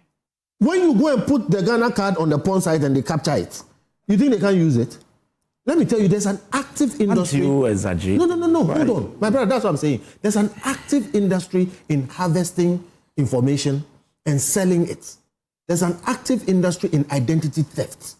It's a $1 billion industry. most of it happens in what we call the dark web. The people who are running porn sites are mostly active in the dark web. So you are exposing a country like Ghana, whose IT systems are now being built, to these people. And I'm saying, if you want to do age verification, go and ask the UK people how they did it. They are not subjecting people's total IDs, okay, to porn sites. They do an age verification. They have a way of triangulating it.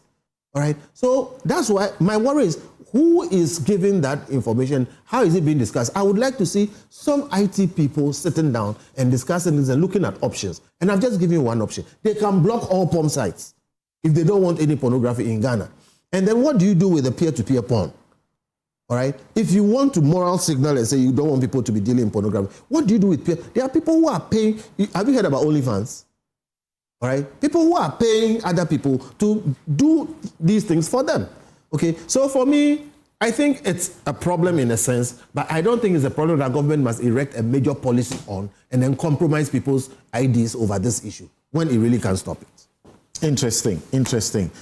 So as mentioned to you, the ranking member, Defense and Interior Committee and sponsor of one of the sponsors of the Proper Human Sexual Rights and Ghanaian Family Values Bill, the Reverend John Intim Fojo, joins us. Thank you very much for making time to join us. Thank you very much, Samson. Yeah, we understand you encountered some difficulties this morning. That's okay, it's understood, because it's still raining. And we are afraid that the rains may just take us away because nothing is properly, taken care of in this city. Right. Before we go to that thorny issue and to make time for you, because we understand you have a pressing, business to attend to, what do you make of this proposal? Make sure that we know everybody who is going on to adult sites to watch stuff. Yeah, thank you very much, Samson, and a good morning to you, our cherished listeners and viewers. And I want to say good morning to my respected colleagues and friends, my big man, Lawyer Bentel, and my respected colleague, Honorable Bediako, and our colleagues on Dr. Kabila and Senor. In fact, I want to foremost convey condolences to the affected people and persons whose properties were affected by the June 3rd disaster, and those whose relatives are here. One person perished. It's unfortunate, and it's a hard time that we sat together without any partisan considerations to do what is right for our nation, to nip this perennial challenge in the bud, to ensure that never again should we have such disasters in such season, because we know they will come, and so we need to adequately prepare for them and to take advantage of this rather unfortunate situation having happened to the Ghana Police Service, the regional command, to rethink how do we invest into reconstructing the entire, redeveloping the entire Greater Accra Regional Command in a way that will be befitting. Back to the Reverend, question. In 2015, 11 years ago, the official report says 150 people died. We saw how the charred bodies were being lifted and dumped into the buckets of vehicles. I'm in court over that matter, so we play videos and I see all of these things. They play back, and the people who suffered, those who lost their breadwinners and so on, how the trauma, is written all over them. There are people who have bent skins, bent their heads, all of damaged. And we don't seem to have learned any lessons. You are talking about yesterday's one that happened, that only one person, yes. Okay, one person is too many enough. Yeah. But if 150 died and nothing happened, what is even a much more massive scale. Exactly. And we are still having to go through the implementation of those findings. So that is where we need to continue to make sure that we see conclusion to that. Then we take on this one, and then we prepare adequately for the future. Honestly, June 3rd, particularly with that disaster that took lives of 150, any time that we're approaching June 3rd, it's a stark reminder that we lost over 150, like a whole community, wiped out. Yeah. And so this must be enough grounds to occasion that urgency for us to be able to fully compensate the outstanding, families and affected victims, and to be able to bring closure to that and then lessons drawn from that, fortifying us on the way forward. So condolences by extension again to the families of those who lost over 150 families, who every 3rd of June is a moment of grief. Now let's go to... So now, on this matter of ID for porn and all that, for me, I agree with the school of thought that says that the government seems to want to find an avenue to divert attention from the demand that the religious bodies, the people of this country, overwhelming majority of Ghanaians are looking for and demanding. They are demanding that let us have a bill which objects and which legislations and enactments represents the true aspiration of Ghanaians in a conservative value to preserve our norms, and then they willfully craft it in a way that procedures are flawed and content very problematic. And when Ghanaians are demanding that take the necessary steps to give us what we want, then now that attention is being diverted. If there is any attempt by government to take decisions that will clamp down on immorality, it is all well and good if that is the intention. Okay. But the modalities of it, I want to advise that my good friend Honorable Sam George will have to do a lot more consultations before such major announcements are made. Because there are a lot of concerns about NITA bill, and now again we hear another big announcement. You need to consult, build consensus, because you are making a bill, you are making a law, you are making a policy for society. How have you received inputs, the buy-ins from key stakeholders? And so we want to just jump out of it and make such bold and very, very, very controversial, declarations. That in itself will not solve the problem. Let us get back to the table. What is it that we need to solve? And what is the best way to solve it? So that we don't just go for the popular way, which its enforceability will become problematic and not widely accepted by the very people that we want to make the law for. So we get to this substantive matter with Reverend John Ntimfodjo. You remember that last week we had Sam George on the show right after, that was a day after the bill had been passed in the manner that it was passed. And then we have Reverend John Ntimfodjo here because he is also a sponsor of the bill. And as we understood, the bill may have gone through what it did because there was apprehension on the part of the majority that Reverend John Ntimfodjo was getting ready to marshal his other, colleagues to withdraw the bill that they had brought because it had been watered down just too much. And so that was sort of to preempt that, and that's why that happened. I'll take a quick break. We'll be right back. Damage that pornography of young UK citizens. And that's why for us, we believe that in Ghana here, and we're working with going to cabinet on that, to make sure that before you access any X-rated site, you must put either your driver's license or your national ID card, so that we know who you are and who is going to that site, to prevent children from being exposed to such content. This is the real threat. Because when a child is over-sexualized at an early age, it affects their development, it affects their thinking, it affects even their morality and their values and their standards. And the only way to break a people is to go after the children. Because when the children are destroyed and damaged, that culture.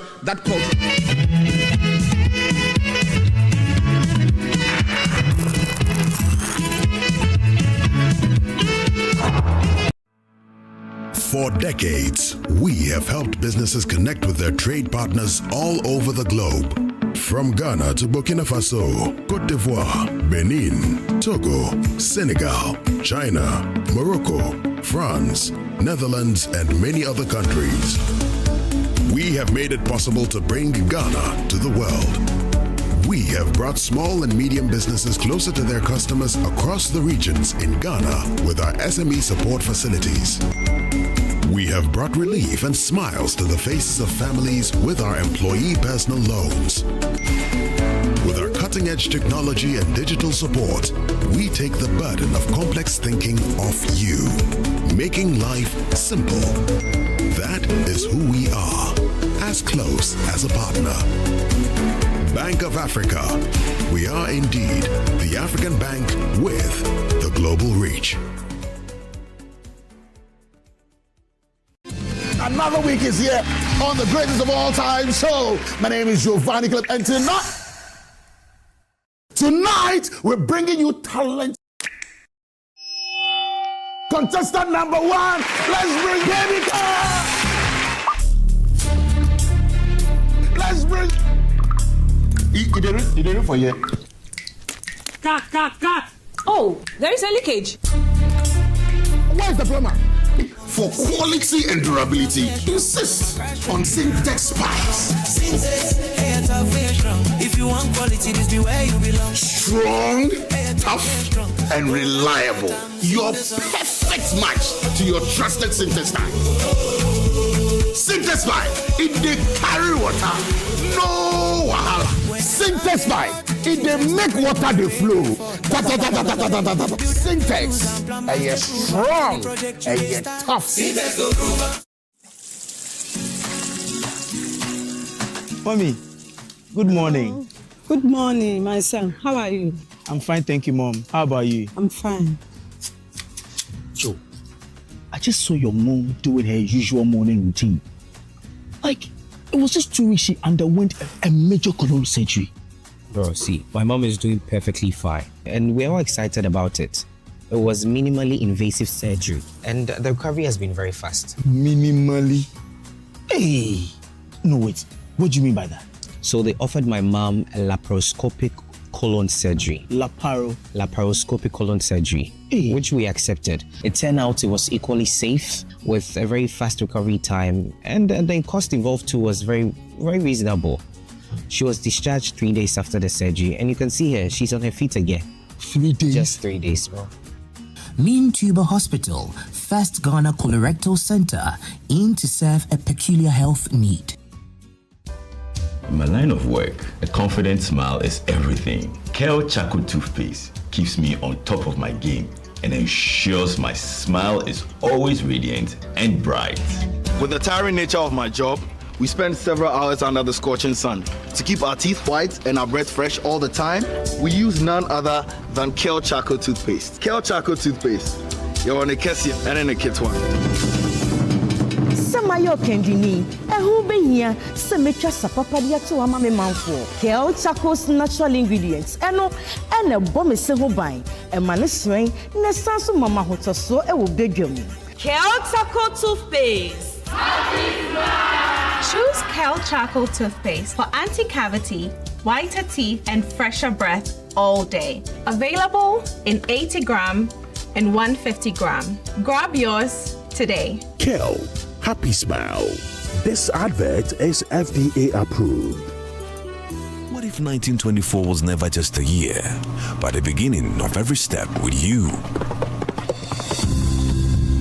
What if life wasn't just about the big milestones, but every small, beautiful beginning? A first job, a first risk taken, with someone walking alongside. What if protection felt like comfort, like a shared umbrella in a sudden storm?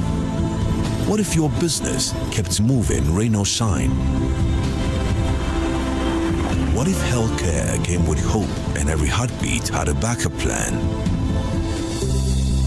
What if retirement was a reward, with time, freedom, and laughter under trees?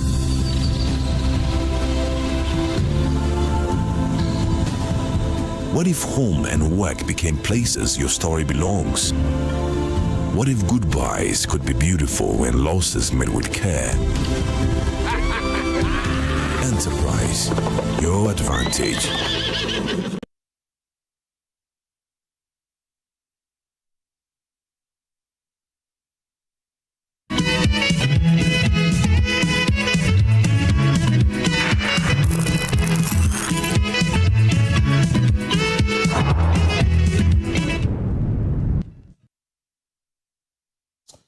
You're welcome back. This is Newsfile, it's your most authoritative news analysis platform, and here on Newsfile, we put Ghana first, and my guests now fully, the panel fully constituted after Samuel Okudzeto Blackwell, the Foreign Affairs Minister, took leave of us. Here in the studio, we have Senyor Husi, who is convener One Ghana Movement and a finance and economic policy analyst. By him is Senior Vice President of Imani Africa, Kofi Bento, and then you have former legal advisor to President Kufuor and entrepreneur Victoria Bright. Also, we have Bernard Bediako Beidu, BBB. He's MP for Akwatia. And we also have the CEO of Census and lecturer at UPSA, Kwabena Bomfe Jr., PhD. All right, so we'll engage Reverend for a little while, and then I'll bring my guest back in on the matter of the anti-LGBTQ bill. You know, it's been passed the second time, but it does look like after the second time it has been passed, it will still not become law, just like the first time it was passed, that it never became law. What is the issue? Why now we are having to talk about a reconsideration of this bill? All right, thank you, Samson. So in 2021, though this fight to preserve our values, our family values, had been a long-standing one, the climax of it was occasioned by data that was the outturn of CDD's Afrobarometer survey, in which they posited that 93% of Ghanaians consider the practices, advocacy of LGBT highly repugnant to our values. And we identified that the biggest problem and the biggest mischief lies within the advocacy, promotion, sponsorship, and that realm, which we fundamentally have no law to address. And on the other parts, we have another part to do with the practices, the absurd practices. Though our laws were largely limited, at least we had unnatural carnal knowledge sitting on our laws for about 66 years now. Yet, we still haven't even been able to prosecute. I'm yet to go through the law record to know how many people have had to be two consenting adults who have been prosecuted, invoking unnatural carnal knowledge. Then the other fluid, manifestations, LGBTQ, and all it flew up to about 49 variations. So the consensus was reached by the Ghanaian people, the overwhelming majority of Ghanaian people, that we need a law which object will clamp down on the existential threats on our family, and for which the Human Sexual Rights and Family Values Bill, bipartisan bill, was passed. When it was passed, I was one of those who mounted defense for the bill as was passed. In fact, my colleague Sam George and many other colleagues also mounted spirited defense of this bill. The Christian community, the Islamic community, the traditional community, traditional leaders, all of them built strong consensus around this bill, that the bill that was passed was sacrosanct, was perfect, and was the best for Ghana in the shape and form it was. I had just a few dissenting views. And those who had those dissenting views said that they have issues with certain specific aspects of it. And I, Honorable Sam George, the NDC, President Mahama, who also read the bill, we said no, we disagree with those who had those disagreements. We defended the bill that it needed assent. So those who had the dissenting view, a few of them went to the court to challenge the constitutionality and then to demand that certain aspects be reviewed before it's transmitted to the president for assent. But due to overwhelming, consensus the whole country had built around the bill, having accepted it to be the best in the best interest of Ghana, that law did not see the light of day. It was eventually dismissed. So the bill in itself has no doubt that it is the best. Within 2 years, 2024 and now a new president comes. Before becoming president, he promised that this bill that is at the heart of Ghanaians, and you like it so much. I've also read it. I'm an Assemblies of God member. I will sign it. If, as a matter of fact, if I were president, I would have signed it. So if there's any hesitation in signing, just let it wait for me. And when I come, I will sign it. So when he came, the Catholic Bishop Conference were first to approach him, to remind him of the pledge. And he said, well, parliaments have changed. And the bill was not presented. President Mahama said the bill was not presented to President Akufo-Addo, contrary to the propaganda that had already been in the system. But President Mahama honestly set the record straight that the bill was never presented to President Akufo-Addo. It's not in Jubilee House. He can only sign it when this 9th Parliament presents it to him. Then we said, okay, so let us send a bill, because President has given indication that he's still standing by his promise and he's waiting for the bill. So we ferried this same bill. The only change, Samson, we made in it is changing the 2024 to 2025. Okay. Everything was as it was, and we submitted. Even when we submitted to Parliament, the Parliament consulted Attorney General. The only arrangement they brought, the only change they made was rearrangement. So, for instance, what you find in clause 9, you will find it in clause 10, in the previous one. Yes. Just realignment. Materially, same. Nothing had changed. So, when the bill was taking the prerogative to adopt this as the report and as a version that would go, they said no. We went for consideration. I wouldn't want to go into the long issues about how the bill was even deleted from the order paper the first day it came, for 7 months before it came back, 3 months before, after the president's statement that the bill is no longer a priority, and the uproar from the Christian community. Now pressure came for consideration. Samson, for the purposes of carrying the entire country along, knowing that the bill is being made for them, we insisted that we'd do a live telecast of the committee considerations. And so for anyone who is in doubt, you can get that tape and play for 2 days. And you would notice that these rather problematic absurdities introduced into this new bill were never accepted in the considerations. So, fast forward, we said that let us adopt this, even at the beginning of consideration. Honorable Tampuli, Deputy Ranking Member on the Committee on Constitutional Legal, made a point first. And he's also a co-sponsor. I also, as a co-sponsor, reiterated the point. No need to reinvent the wheels. Don't fix what is not broken. Let's ferry the same thing. They opposed it. And then they had a backing of the pro-LGBT organizations who had been mounting spirited advocacy in the interest of that group. They are entitled to their views. They were also stakeholders. They were invited.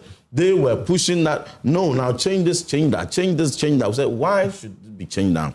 Interestingly, 31 amendments that were adopted into this, which eventually completely and materially rendered it different from what was passed in 2024, was surprisingly all advocacies being pushed from the very sections who were advocating for the pro-gay interests.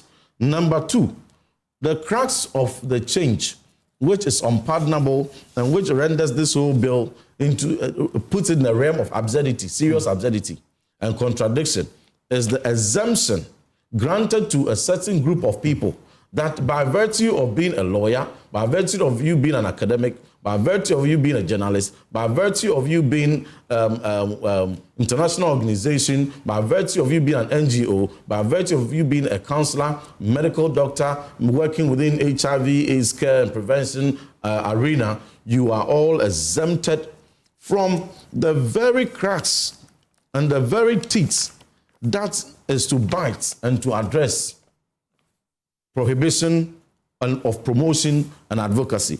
And here, the fundamental question is, a bill that was sacrosanct, that was the best in the whole region, for which our friends told us, Honorable Sam George, my good friend, told us, it was so good that when Kenya saw it, they only took away Ghana and put Kenya and passed it. And now, the same bill that President is waiting for, giving indication to the clergy to sign, you are attempting to change 31 things in it before the bill suddenly becomes effective. What was faulty about the bill then?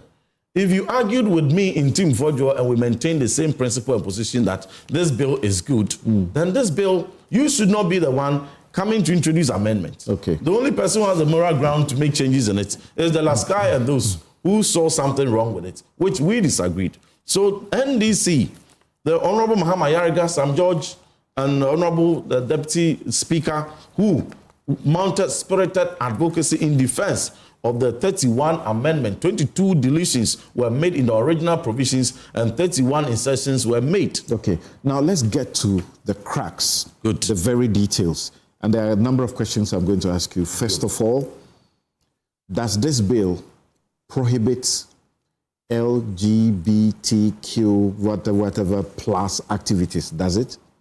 So, this bill prohibits LGBT. However, the rendition that they have introduced makes the enforceability impossible. Okay, show us. And let me prove to you. So, in a bill that was passed, the clause 1 said that we're prohibiting anyone who holds themselves as LGBTQ was to be prosecuted. And for the purpose, this act applies to a person who holds out as a lesbian, a gay, bisexual, transgender, a transsexual, queer, an ally. Fundamentally, they say no, delete the holds out as, and instead, who identifies, openly represents that person or professes as.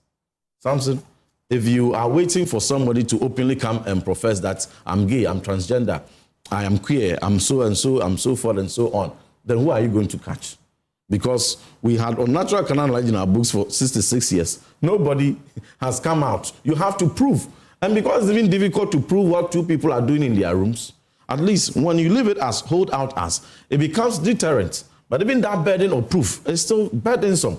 But for you to now say that in the new law, until the person comes out to openly confess, you can't prosecute the person. So let's stay there. The first one, the original one, said, who holds himself out as? To hold yourself out as is to what? Advertise. Is that it? Yeah, very much so. Okay. The new one says, who identifies himself as, or is it, what does it say? Who identifies, openly represents that person or professes as. So now this is narrowing. It is narrowing the grounds for which you can be tackled under this law. So because you guys will join us later on this subject matter, the first one that Reverend is concerned about, Section 1, says, this act applies to a person who holds out as lesbian, blah, blah, blah. And the new introduction says that they should delete who holds out as and insert who identifies, comma, openly represents or professes as. Do you think there's materially any difference between the two renditions? No, Rev, I'm asking you so that we can yes, there is. Because the very rationale for which now you're no longer comfortable with hold out as in 2 years, what has changed between then and now? That now you're attempting to refine, you're attempting to provide. What were the clarity that were needed? You maintained that it needed no further clarity, it needed no further refining, and that was the best law that needed to be assented to for Ghanaians to pass. I want to even... Don't you think rather that this rendition is more expansive than the original one? And so those who may have escaped under the original one now will be in trouble in this new one? No. Okay. The previous one was rather more expansive because this one, now the person, until the person professes, you have no business. But in the previous, there were many manifestations. Holding out. There were many manifestations that the person would have been able to do for you to be able to clamp down. But here, until the person confesses. No, okay, so it doesn't look like until you confess. It says if you identify. Who identifies, openly represents that person or professes or professes as. Right. Then the second thing. So once you identify yourself that me, I'm gay, you are in trouble.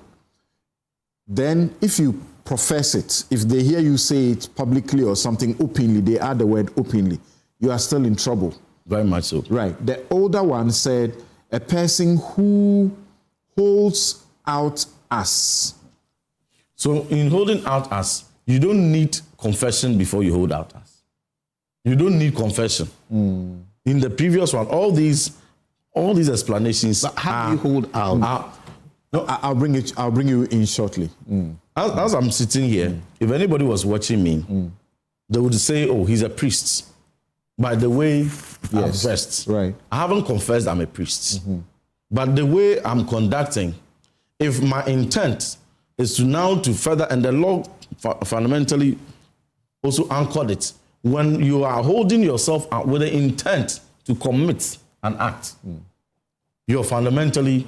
So let's use the same example. That's why in the cross-dressing, we stated that with the intent to commit. Okay. So the intent here is what is the crux of the matter. Let's go to the section 9, which is what you are really angry about. Yeah. But I want to use the same example you used, that if you hold out by people just looking at you now, they can say, without even knowing that you're a licensed, preacher, will know that you are a preacher. Here it says, if you identify us, is it not the same that I look at you and I can say you identify as a preacher? Yes, so Samson, for us, and from anyone who has monitored my proceedings, my submissions on the floor, some of these, we agree that they fundamentally alter what was in the previous one. But the crux of it is the 9. Okay. And you find a number of all these. And I want to invoke a very popular, scenario or example that my good friend lawyer Bento gave last week, which is my favorite, that if you hold a cup of water and you say that this cup of water is perfect, wholesome for one person to drink, and then just 2 years on, you come back and the same person says, no, that water, though nothing has changed, the same water is now poisonous and certain things have to be removed from it before I will drink it. That's actually problematic. That one, no doubt about it. So now let's come to the 9. Right. And you're all lawyers. Even when you change, when you even change, the old one will be 10, the new one 9. When you change it's 10 and the new one 9. Even when we change one word, it alters a lot. So you come to 9. Here, it says that prohibition or propaganda of promotion of and advocacy for activities prohibited under this act. Right. 9.1. Subject to the Constitution. And here, even in the 2024, you still see subject to. Honorable Mahamayaga was misleading the public that it was never there, and we now freshly introduced it. It was always there. Anyone who checks the 2024. I thought their argument rather was that the old one was subject to the Constitution, but in the new one, they have sought to explain and expand the subject by way of clarifying. He said that on the floor. He said that the old one, there was nothing like subject to, but we now have come to add subject to. Was always there. Okay. It was in the past 2024 version. Yeah. So wait, when he's done, you have your turn. Yeah. Subject to the Constitution, a person shall not produce, procure, market, broadcast, disseminate, publish, or distribute through a medium, technological platform, technological account, or any other means, or a film, the internet service, an electronic device, or any other device capable of electronic storage or transmission, a material for purposes, with emphasis, for purposes of promoting an act prohibited under this act. Right. Then subsection 2, a person shall not promote or support an act prohibited under this act. B, subject to the Constitution, a person shall not engage in, participate in, promote, or support an act aimed at changing public opinion towards an act prohibited under this act. Or, subject to the Constitution, a person shall not, C, offer premises or any other movable or immovable asset, or provide any form of assistance for purposes of promoting an act prohibited under this act. And anyone who is liable, anyone who commits this offense is liable on summary conviction to a term of imprisonment of not less than 5 years and not more than 10 years. And here there is a reason why, Samson, the sanction regime here is harsher, twice harsher than the perpetrators themselves. Because the perpetrators are not the targets. The target is the propaganda, the promotion, the sponsorship, the advocacy. All right. So the perpetrators will have between 3 and 5 years. But the promoters, the promotion, the advocacy, the support and sponsorship attract 10 years, because that is the mystery we want to cure, and that is where we want to clamp down on. So help us understand what has changed in the new one, where clause 9 has been amended. So in the new one, in my hand is the other paper that advertised, and we have it on the screen for viewers to come along. Right. So it says that clause 9, amendment proposed, add the following new sub-clause. And the subsection 2 does not apply to the following categories of persons. And now we come back to what is that subsection 2? That is, this amendment is now seeking to exempt.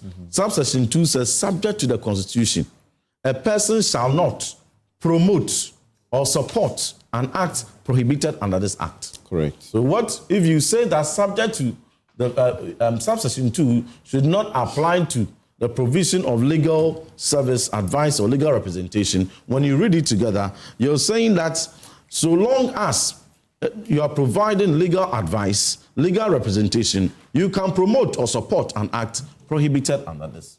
That is a simple interpretation. Then again it says, a person shall not, a person, with that exemption, a person shall not engage in, participate in, promote or support an act aimed at changing public opinion towards an act prohibited under this act. But here you're saying that for a medical doctor, for a journalist, for a parliamentarian, and a commission of inquiry, you can engage in, you can participate in, promote, support an act that is aimed at changing public opinion towards an act prohibited under this act. And then again it says, or a person shall not, and subject to the Constitution, shall not offer premises or any other movable or immovable asset or provide any form of assistance for purposes of promoting an act prohibited under this act. So you're saying that for the NGO, the International Governmental Organization, for the medical doctor or counselor, for the health worker whose function includes HIV, AIDS, and prevention, testing, and care, those groups, they can offer premises or any other movable or immovable assets or provide any form of assistance for purposes. So the crux is not on the assistance, it's for the purpose of promoting an act prohibited. So for instance, in this country, every fundamental in the Constitution, even a murder suspect, is entitled to legal representation. That lawyer does not need a new law that will grant him immunity before he would now be protected enough to go and represent a murder. When the murderer is convicted, the murderer suspect is convicted and is incarcerated, he is still entitled to a legal representation who can now go and file appeal. He does not need exemption. Even if that appeal is shut down and the incarcerated person is in prison and is ill, that incarcerated person, the convict, is entitled to medical treatment. We take them to the hospital and doctors treat them. No doctor needs an immunity clause, an exemption clause under any law to be able to attend to someone that is convicted and is serving sentencing for treason, for murder, for rape, whatsoever it is. Now, when a journalist is covering a treason story, they go ahead and cover. They don't go and promote treason. They only report the facts as they are with the intent of reporting in their journalistic, ordinary course of journalism. But they don't go and say, well, yeah, we are reporting this case. This is how dastardly this man raped, defiled this young lady. But rape must become attractive. Look at the way he did it. Everybody can do it. When you do that, you are in the realm of promotion. And if any law says that a journalist should be given a blanket license and immunity so that they can go and promote defilement and rape and treason, that would be the most absurd law I have ever heard of. And so that is a distinction. And so for viewers and for listeners, if this is the law that has been made for you, ask yourself, how are you going to enforce this law? So you gave an example where it says you are not supposed to offer your premises for the purposes of promoting LGBTQ. and you say, by this new amendment, that is gone, or it actually means that you can give your premises for promotion. Absolutely. But shall we go to section 1? It says you don't have to identify yourself as LGBTQ. Because if you do, you are committing a crime. You don't have to openly profess it. You don't have to, one other thing. Does it not mean that it is almost impossible for somebody to give their premises for that act? So will that not be a contradiction in that case if this assumption is introduced? So with that premise, this assumption is not even necessary.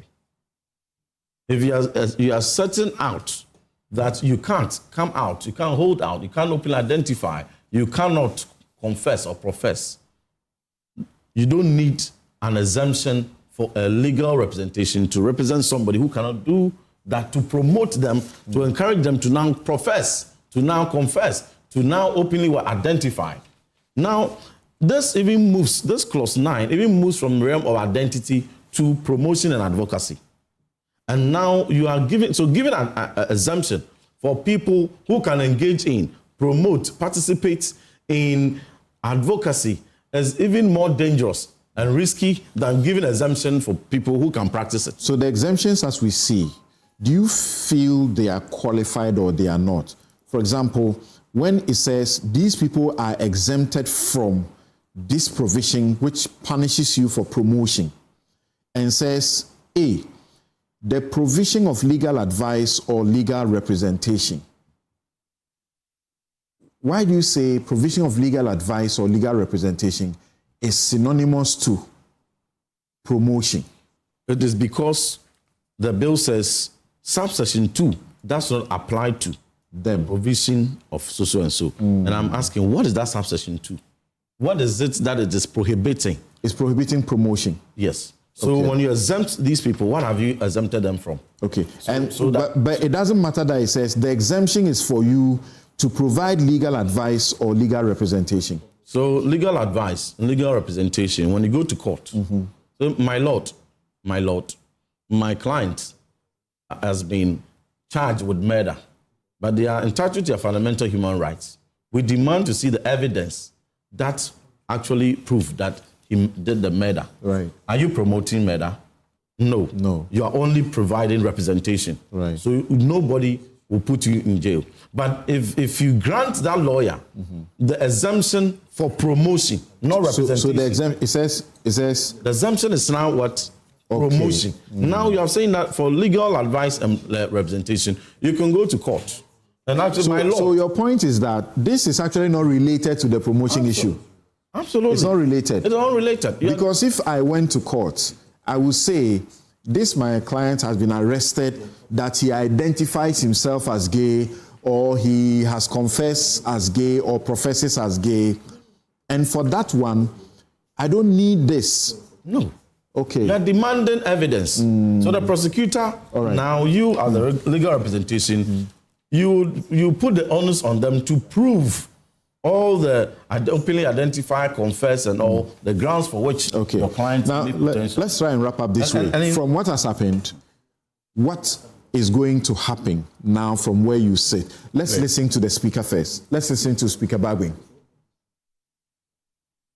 And in fact, when it was passed on Friday, it was even a surprise to me, because I knew that they were going to start the consideration of the bill. And that was the instructions I left before I went to attend to other activities. It was Friday, and members wanted to go home early to their constituencies because we were going to sit today. And so I knew they wouldn't have completed it. But all of a sudden, I read about this passage. I reacted, and later I saw on TV all the things that happened. And so this evening, I have asked the leaders to meet me in my office. So they will be here for us to go through it. This is such a critical bill that we believe there must be consensus. Well, it's not about passing bill. It's about implementing it and making sure that it benefits the people. And so leaders of both sides of the House will be with me this evening for us to discuss what next after the passage of the bill. And I'm very sure that being men and women of wisdom will find a way out and to get all Ghanaians to buy and take. We are grateful to all those who have come out with the commendation of the good work that Parliament has done. But we want to assure them that whatever discussion we'll have will be to better what has already been passed. It won't take any shine of it. But we need all of them to come on board, because without an identity, you have no value.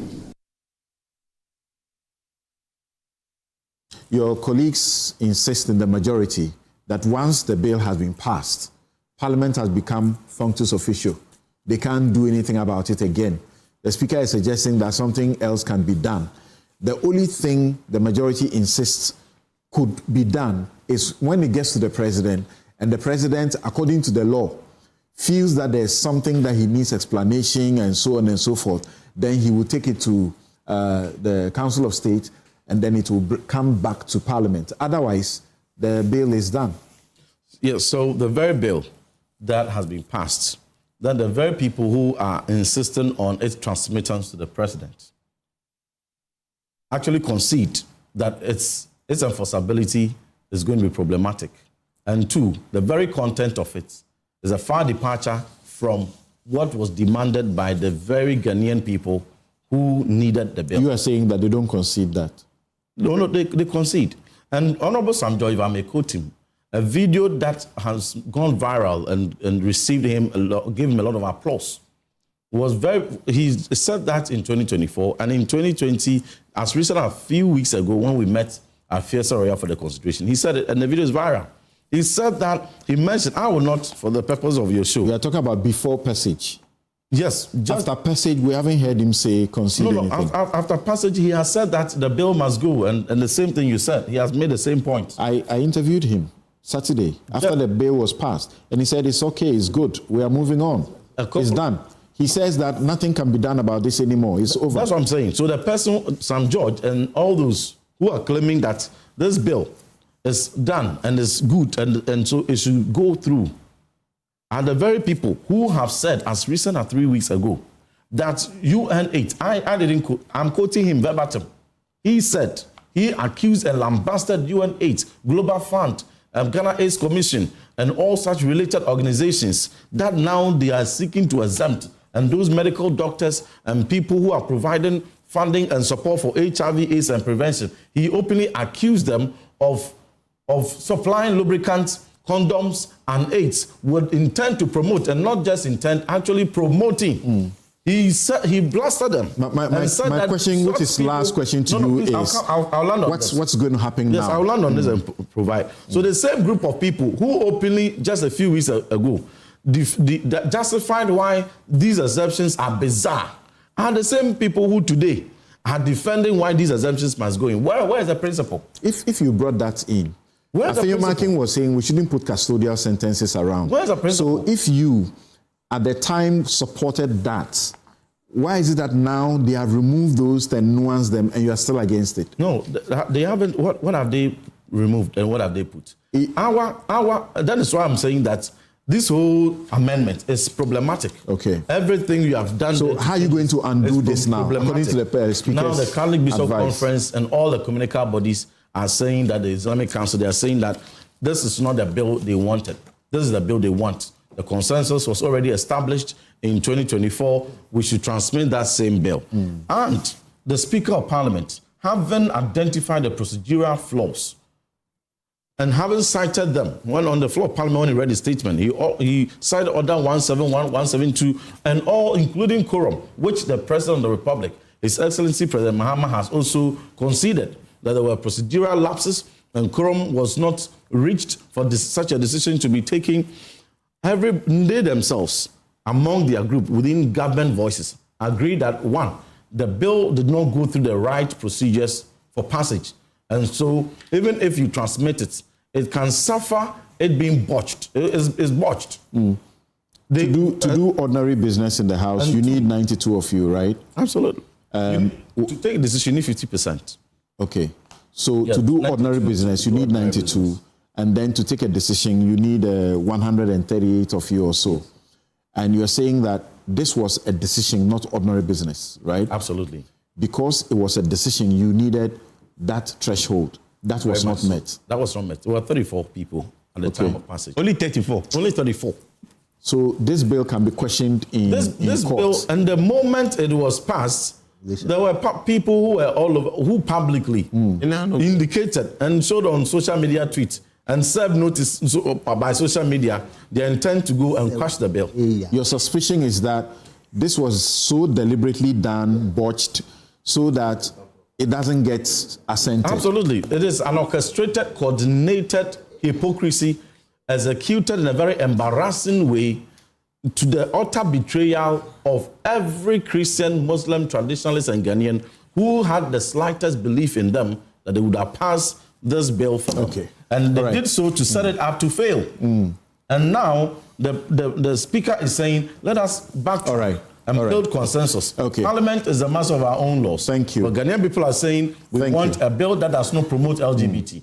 This bill promotes LGBT. You've just been listening to Reverend John Intim Fojo, who is a co-sponsor of the Anti-LGBTQ bill, who insists that everything wrong has happened and therefore it must go back and be passed. Dr. Bonfe, are you there with me? Hello, Dr. Bonfe. I am here. Good. What do you say quickly? Well, let me quickly say that just a departure from something my brother Kofi Bentil has said earlier, that, the country as a state is concerned or must be concerned with the morality of its citizens. This is important. Of course, you may not be able to regulate or enact laws to deal with all these things, but it is a matter of concern. And that is why we have got the Constitution promoting these values. Again, let me sharply disagree with my brother Tim Fojo that I am not part of those Ghanaians who are disappointed with the theater playing out in Parliament. I was against what they said they were doing in the early time. We don't need any law. We don't need any law, and I insist we don't need any law. Samson, I will take you through this list. If you read Article 26 of the 1992 Constitution, Article 39, the Criminal Offences Act 1960, Act 29, Section 104, the customary law and religious usages as entrenched in Article 11 of the 1992 Constitution, and the very recent decision of the Supreme Court in the Obi Krang versus AG, which was decided on the 24th of July, 2024, the Supreme Court made it clear that the nation Ghana does not entertain LGBTQI plus or whatever.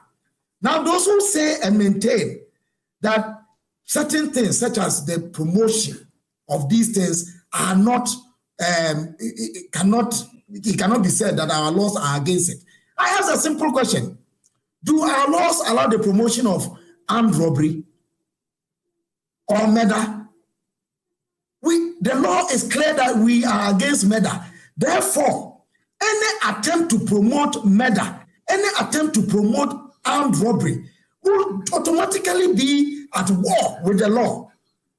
You see, and this is what I want to conclude on, because you have a lot more to get from our people. The law is as good as us. We have enough laws in this country against LGBTQI+. On the 14th of January 2025, when the Catholic Bishops' Conference met President Mahama, he switched and somersaulted to say that we didn't need an LGBTQI law. What we needed was strong family values promoted at home, as Kofi Bentil and I were saying today, that parents must not outsource responsibility to take care of our children to the government. That's what the president was saying. And I agree with the president. However, the president failed to concede and apologize for the careless and reckless manner in which he and his party twisted that matter just a year before and made it seem as though His Excellency President Nana Addo Dankwa Akufo-Addo and his then vice president, who had become the candidate of his party, had manufactured and were marketing LGBTQI under his reign. That is the concession he failed to make and the apology that he ought to have rendered to them. But you see, we live in a country where, Samson, it is very okay for me to label you, defame you, just so I can win power. And when I win power, I think all is well.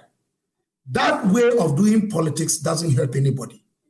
Even among thieves, there is honor. You can do anything you want as a thief, steal from anyone you want.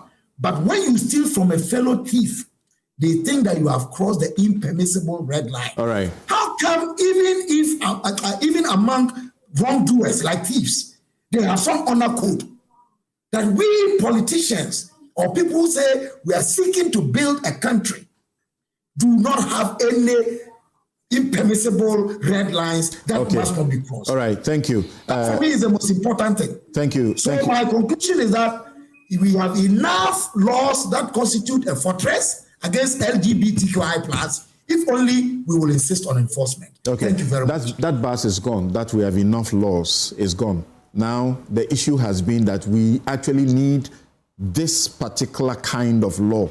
And in the last almost a decade, it's been on the front burner that our laws are inadequate, that the provision you refer to about natural carnal knowledge or something of the sort only refers, it does not catch all the expressions of LGBTQ.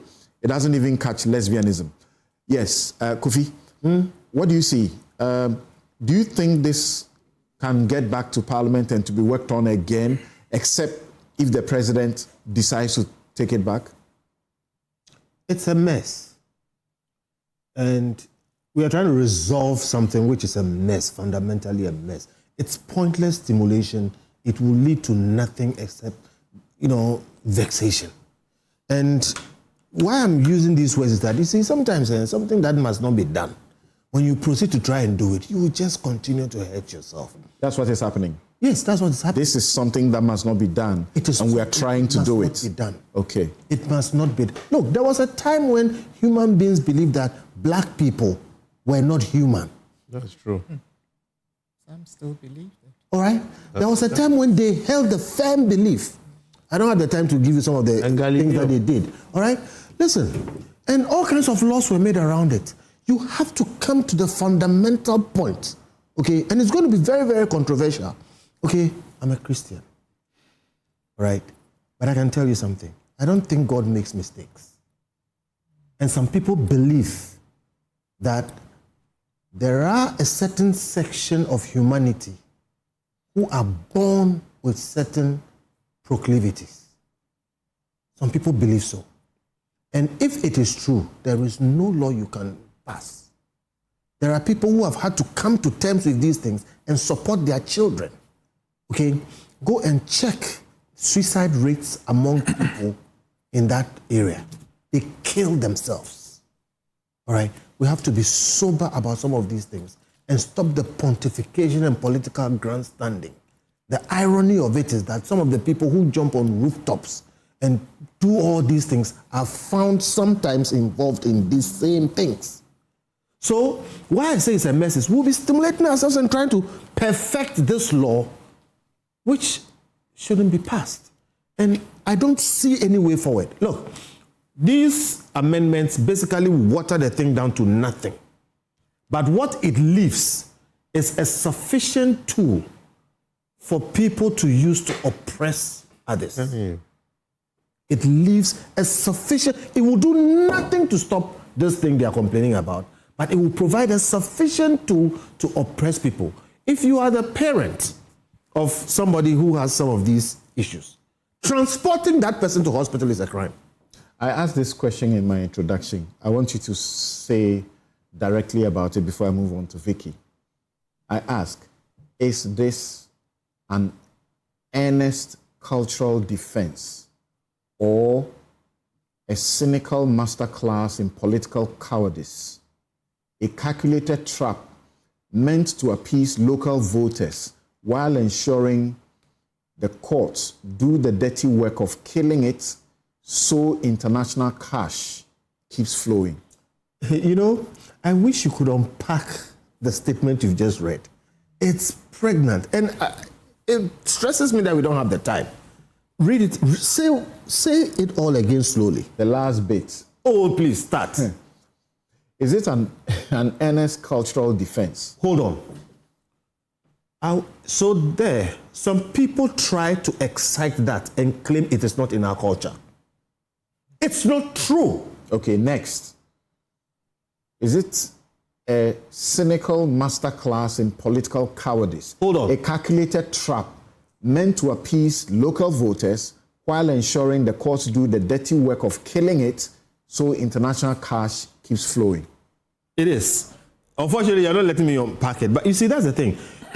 I think the best leaders are the ones who look at the society and confront the ills and force us to become better. That is why the JFKs and Martin Luthers and co, who forced their society to deal with the issue of slavery, etc., okay, are still revered. When you have politicians who play to our baser nature and our weaknesses, including ignorances, okay, which is what you are describing over there, okay, and take political advantage of it, which you have seen done in this particular situation, then you know you don't have men with proper spine to take, you know, the things that we need to deal with and deal with them. And you see how much time we are spending on this here, okay? And when it goes this way, then you move it this way, that kind of thing. So one day, write something about what you've just written, because you see, we are at a state in our society where if you left us alone, we'll be homophobic. Right. Vicky, right. So do you sincerely think, or let's say suspect, that, like Kofi said, this is not something we should be doing? And again, we don't want to try it because everybody else is watching us.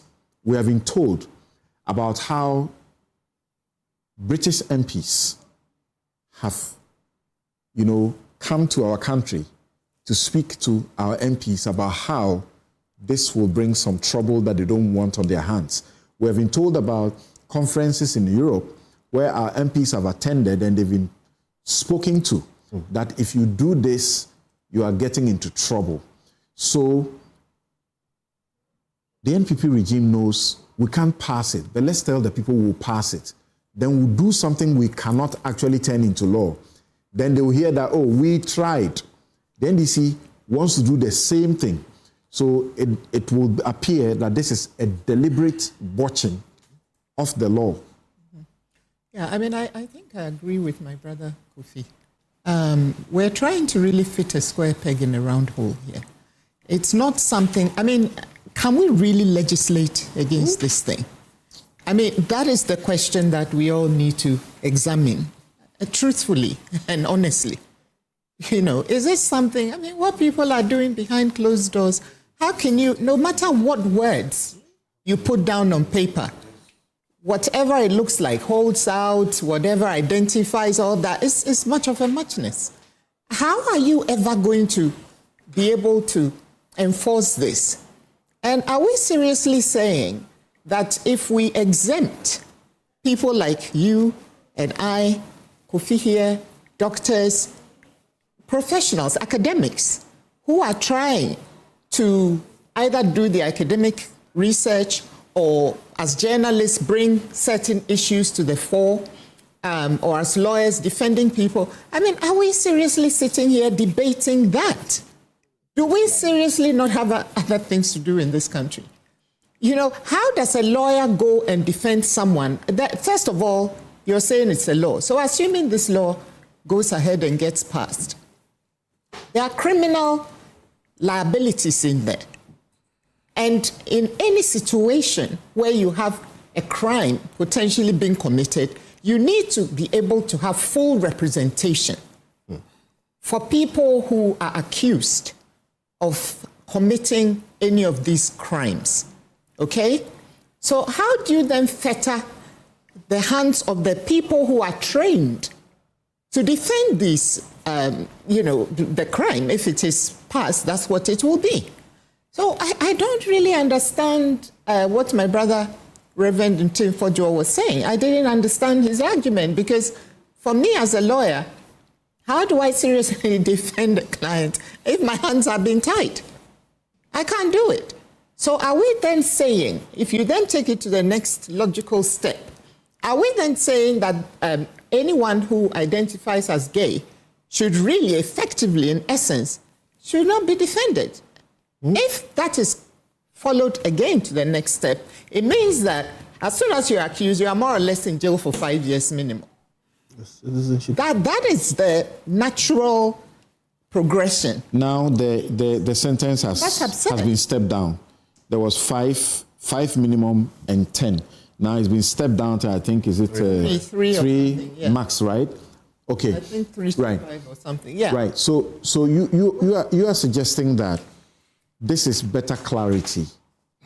Yes, if we must have it at all, then we need to have these things clarified. Because in the original situation, even attempting to counsel, even if the guy comes to see you, Samson, you'll be in trouble. Counsel, please, can you help me? I've been accused of being gay. You'll be like, hey, please, leave my office now, because just by me talking to you, I could end up in jail. And that is so upset. So look, let's just... Laws are supposed to help society.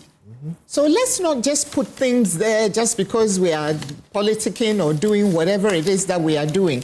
And the irony is that the greatest threat to this anti-LGBTQ bill may not even come from activists or foreign governments or human rights organizations. It may come from the legislative process itself because of the theater that we are currently witnessing.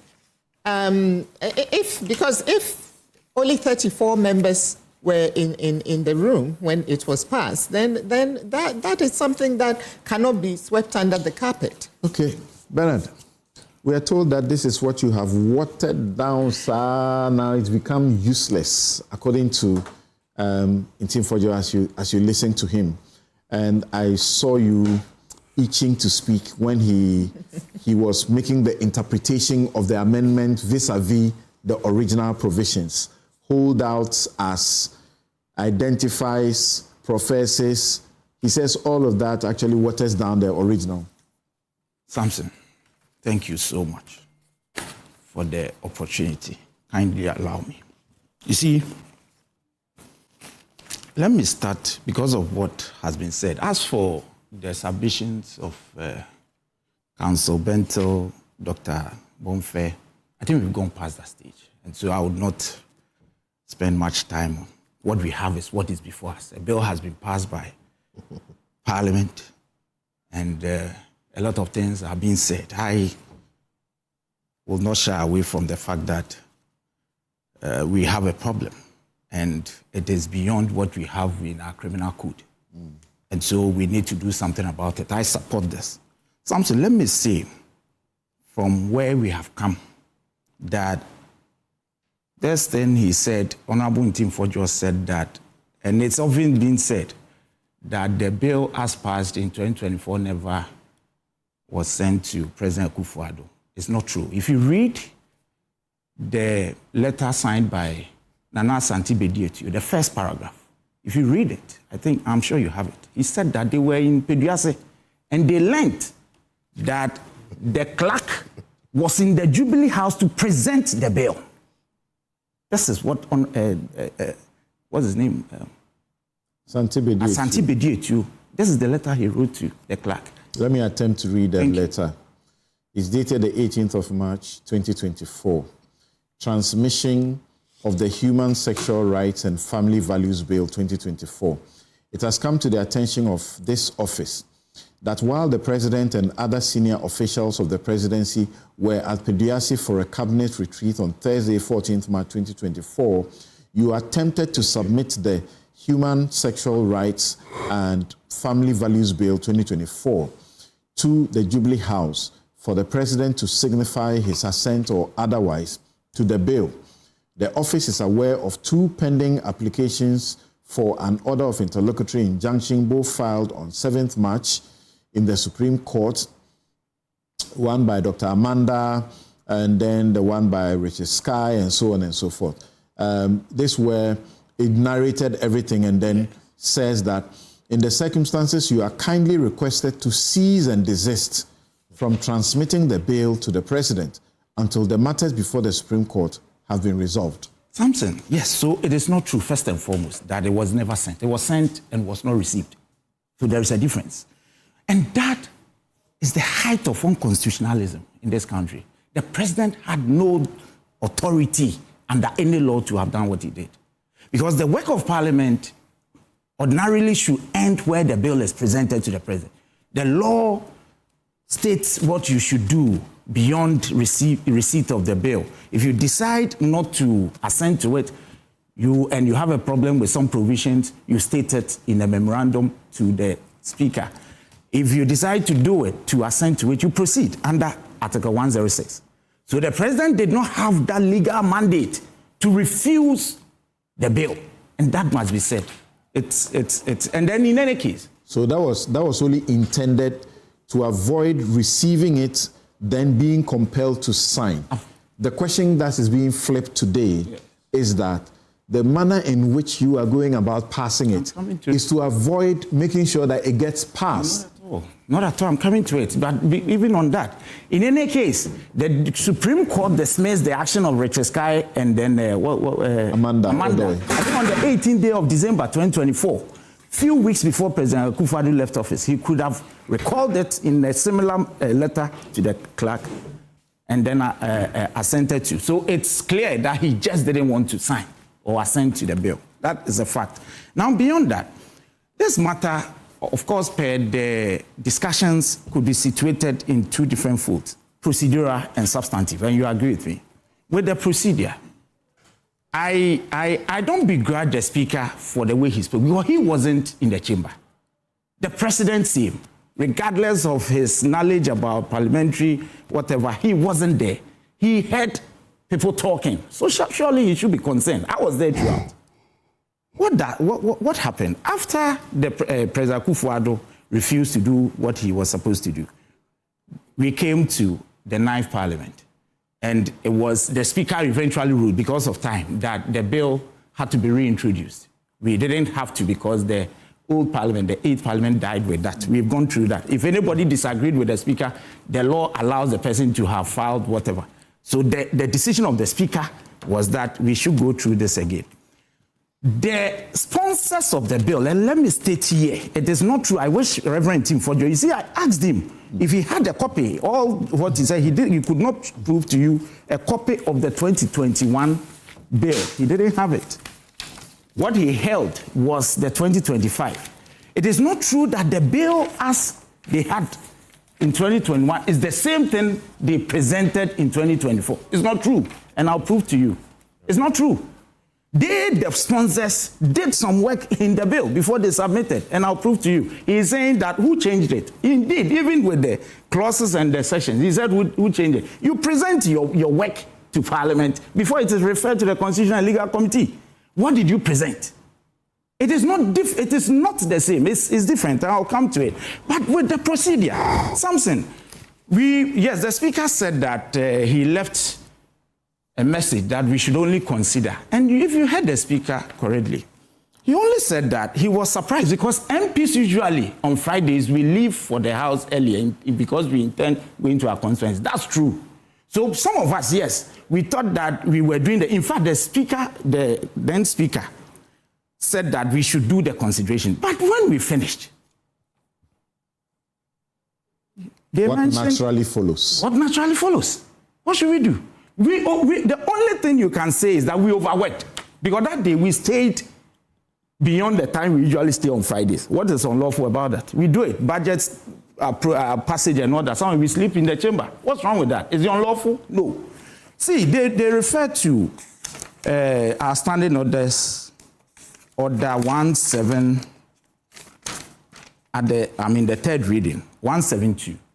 And you see, the challenge I have, Samson, is the sheer hypocrisy. If you prefer to read in full, what does it say? It says that, yes, where and with your kind permission, the consideration stage, and then the 172. Where a bill has passed through the consideration stage, the third reading shall not be taken until at least one sitting has elapsed. That's true. So what has been said is that we needed a sitting before the passage. That has been said, but there is an exception.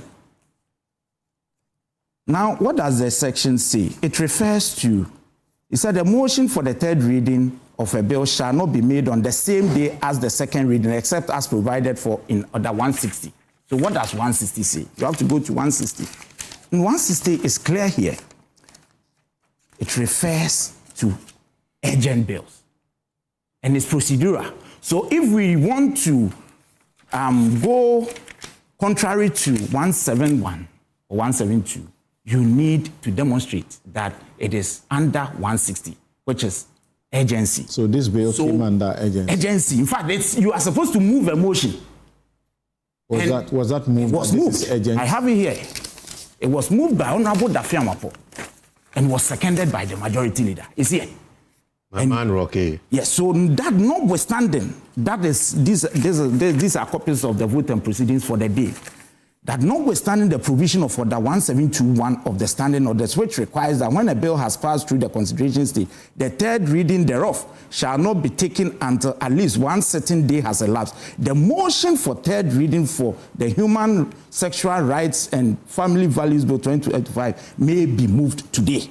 Moved by Honorable Majority Chief Whip and Member of Sabdai, Mr. Roxanne Nelson Echi Dafian, on behalf of the following, and on behalf of the following included Honorable Intim. Yeah, he got up and washed his hands off. No, that was subsequent. I will deal with the substance. He had a problem. If you've watched it, until recently, they never had issues with the procedure because he was in the chamber. I'll come to the quorum aspect. He was in the chamber. Let's go to the quorum quickly. So the quorum, yes. With the quorum, I hold in my hands here the vote and proceedings for the day. Of course, we all know the Justice Abdullahi case vis-a-vis 102, 104 of the Constitution. We know it's not in doubt that you need 1/3 to start business. If you want to take a decision, you need more than half by the Justice Abdullahi case. But operationalization, if you want to operationalize 102 and 104, you come to our standing orders. The Constitution doesn't give you how to operationalize 102, 104. Help us understand. Yes, so when you look at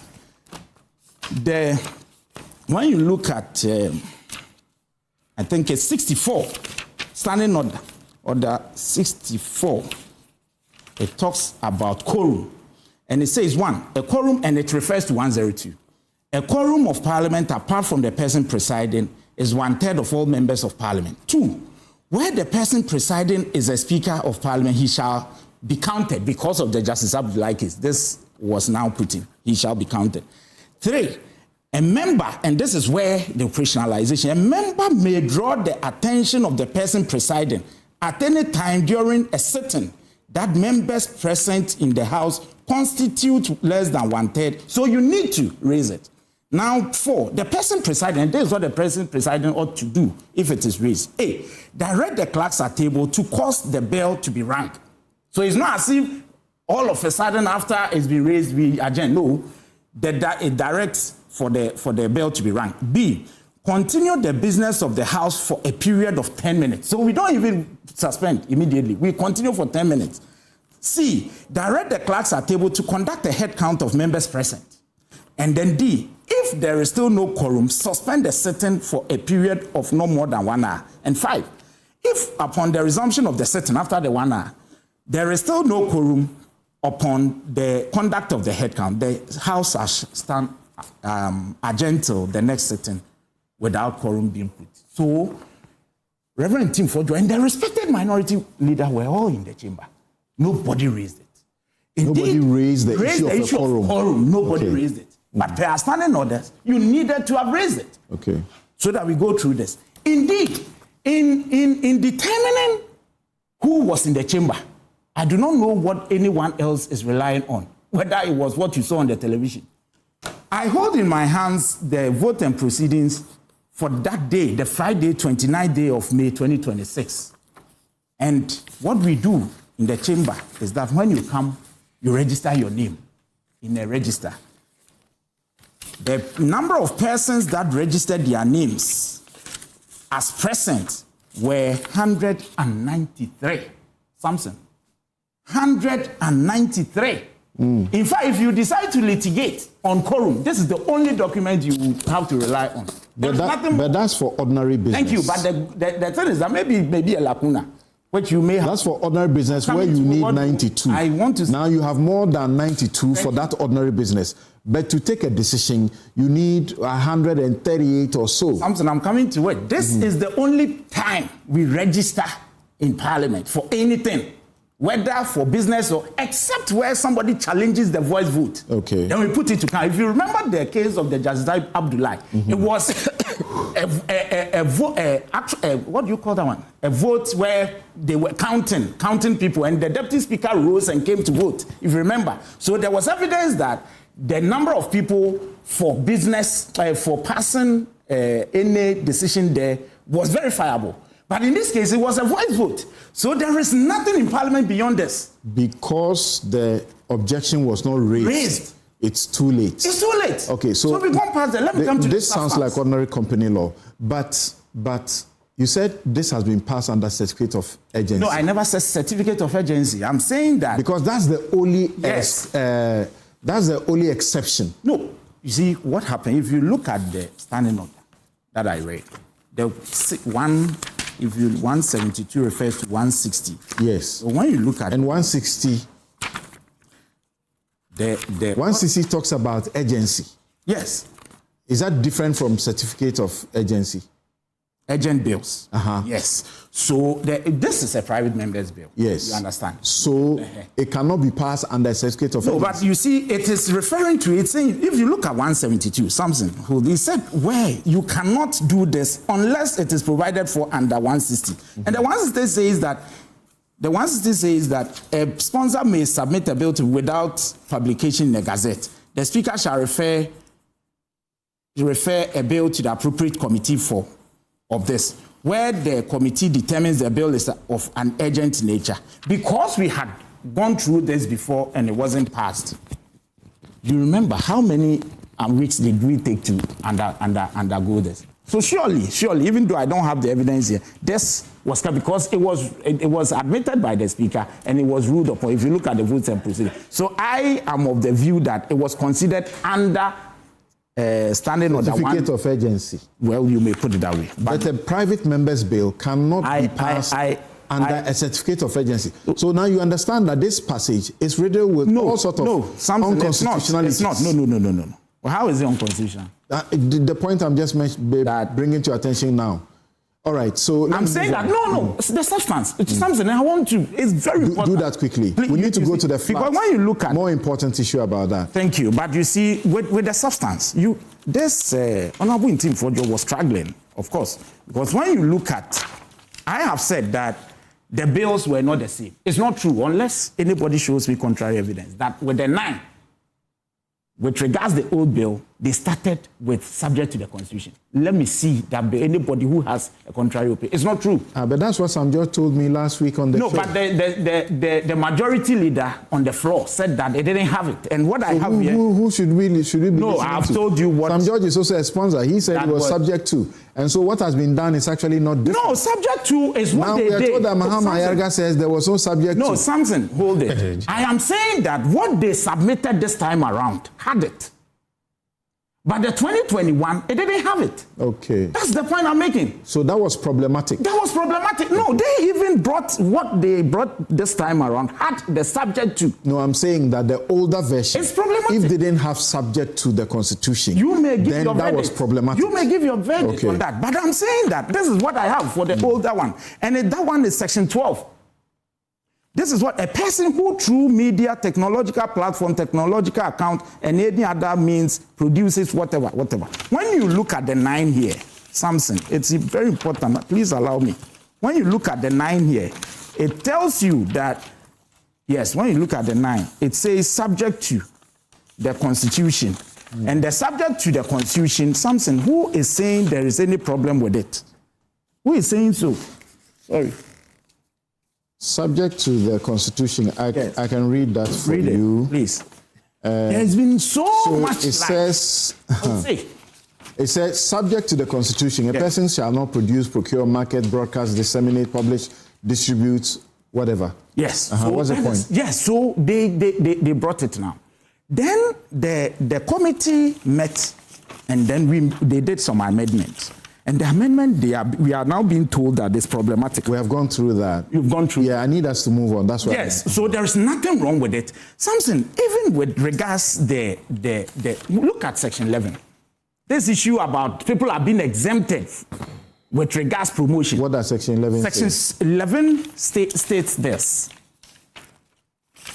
Let me do that quickly for you. Prohibition of funding. And nobody is mentioning Section 11. Prohibition of funding, sponsorship or promotion of prohibited acts. Section 11(1).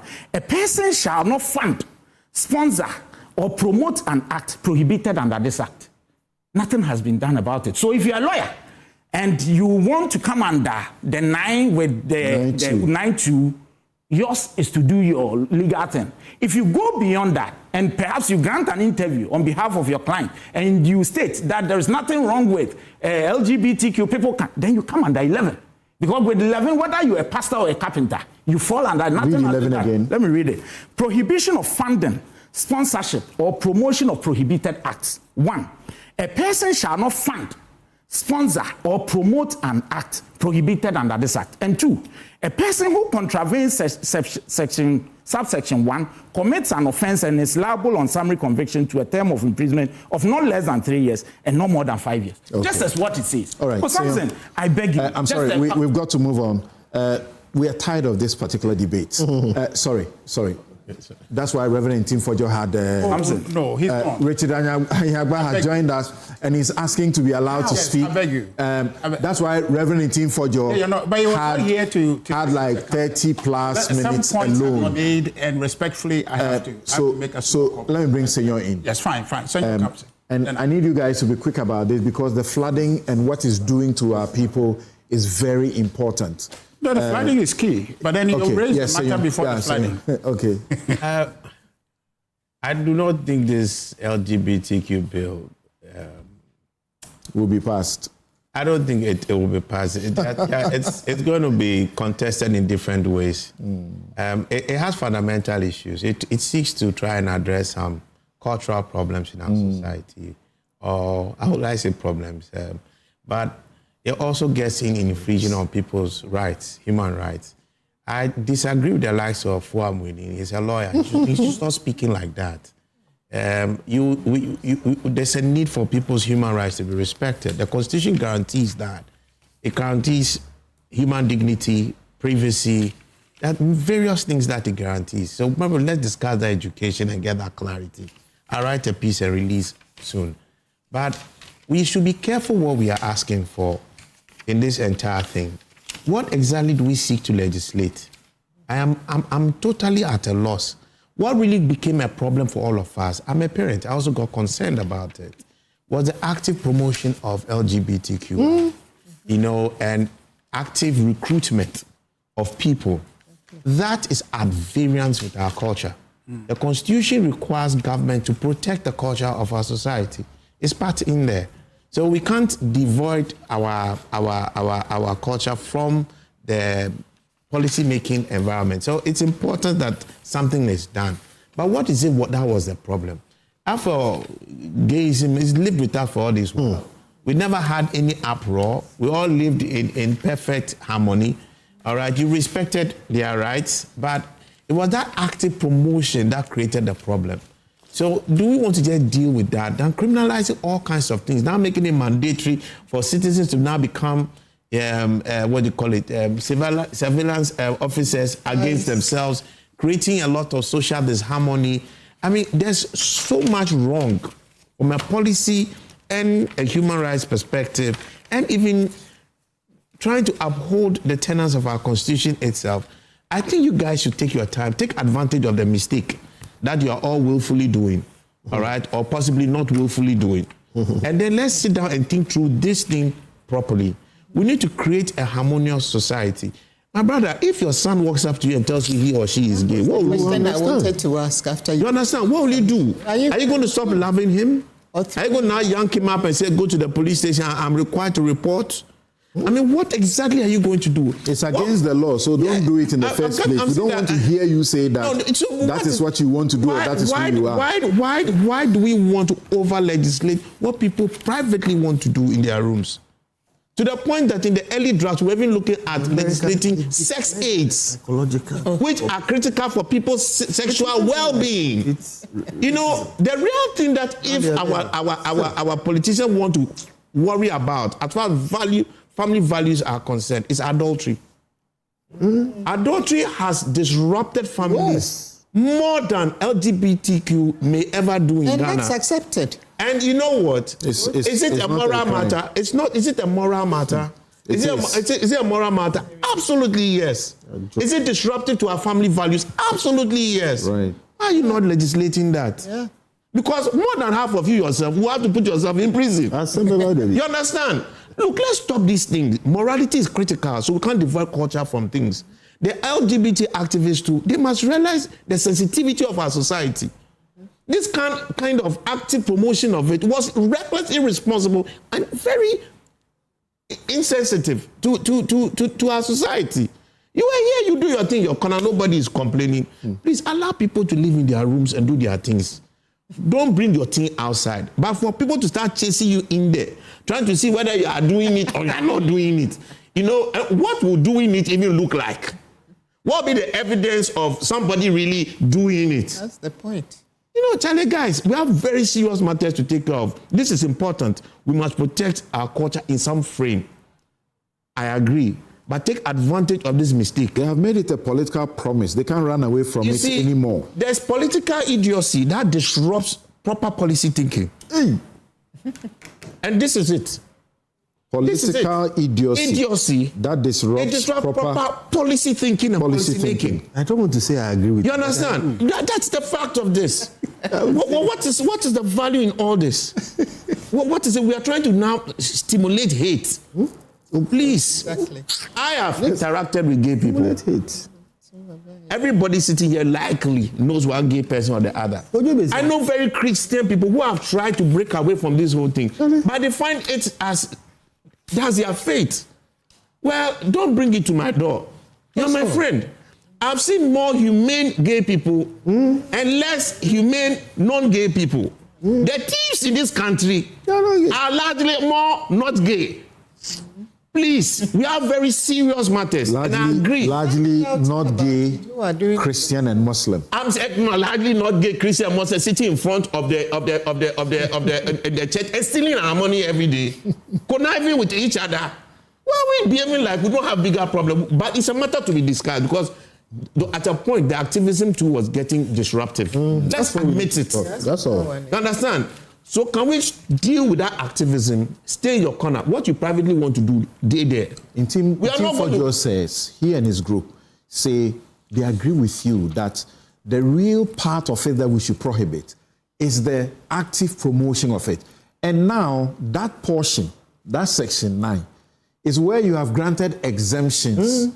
So what are you doing? You have done yours. Please, let me still ask a question. I don't agree with them, but again, with him necessarily on that.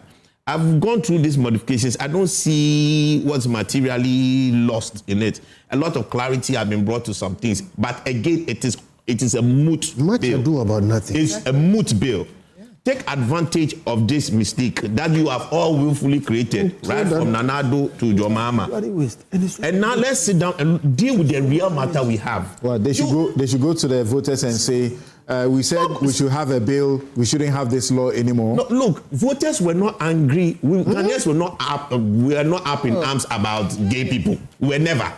The only problem that we had was this active thing. People started setting up, trying to recruit children, trying to set up billboards. And that is where all of us got alarmed. Why are we sitting here as if we don't know gay people? Are we going to kill anybody? Are we going to report anybody?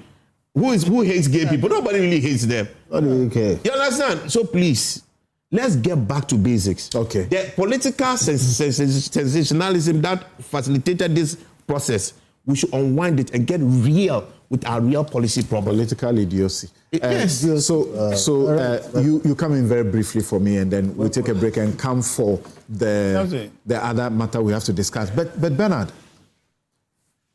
I was struggling when you said the provision in Section 9, subject to the provisions of the Constitution or whatever. You say it didn't exist. 2021.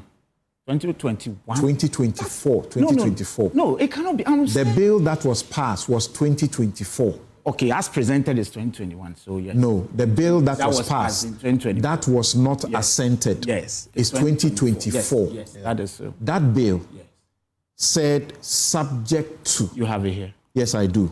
I'm projecting both of them here. So that one and the 2025, the new one that we are talking about now, all use the subject to. So for you to state emphatically that it didn't have, I must say, regrettably, that is inaccurate. It's okay. The 2024 one said, it's headed Section 10.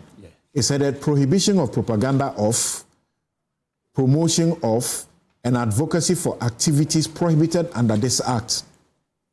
And it said... But this is the 2025 one. No, this 2025 that my team have projected. There is another one, they will project that one for you. The 2024 so the 2024 one says... That's 9, right? 10.1. It says, subject to the provisions of the Constitution, a person who through a medium, technological platform, blah, blah, blah, blah. Yes. It's true. So it was there. That prohibition was there. Subject to the and then the 2025 one that you just saw a while ago, this is this is not the bill. I'm referring to the bill. That one, Section 9, says also repeats the same language.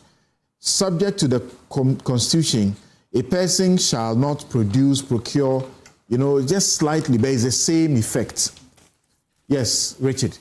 Something. I mean, just on that matter, is it not the case that every law in this country is subject to the Constitution, stated or not? Mm-hmm. Every law is subject to the Constitution. So it's immaterial to say you state it or you didn't state it. We don't really have to quibble about that. But you see, I have a problem. And I agree with Senor, my brother Bentol, and my senior sister. I mean, the position of trying to find some science to isolate the very fluid matters and see some concrete issue to legislate about people's sexuality is an act. It's difficult, which is what has brought us to this very open sea of trying to legislate everything and is weaving into every space now. But the NDC were clear in their mind. They railroaded the 8th Parliament to force this thing to come into the space for assent. Weaponized. They did that. And Akufo-Addo was pressured to say so, to sign it. And he, my brother, made reference that Akufo-Addo simply didn't want to sign it. And the question we're raising is that if Akufo-Addo ought to have signed that bill, and he didn't sign it, and it was problematic, and you campaigned with it, President Mahama promised he would sign it.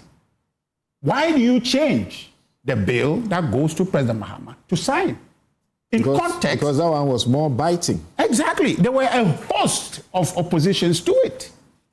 Some of them, they have gone into the space of amending and providing exceptions to make it a bit more acceptable. And reduce the sanctions. Exactly. Custodial sentences. Exactly. So that the bill that you were forcing Akufo-Addo to sign is not the same thing at play.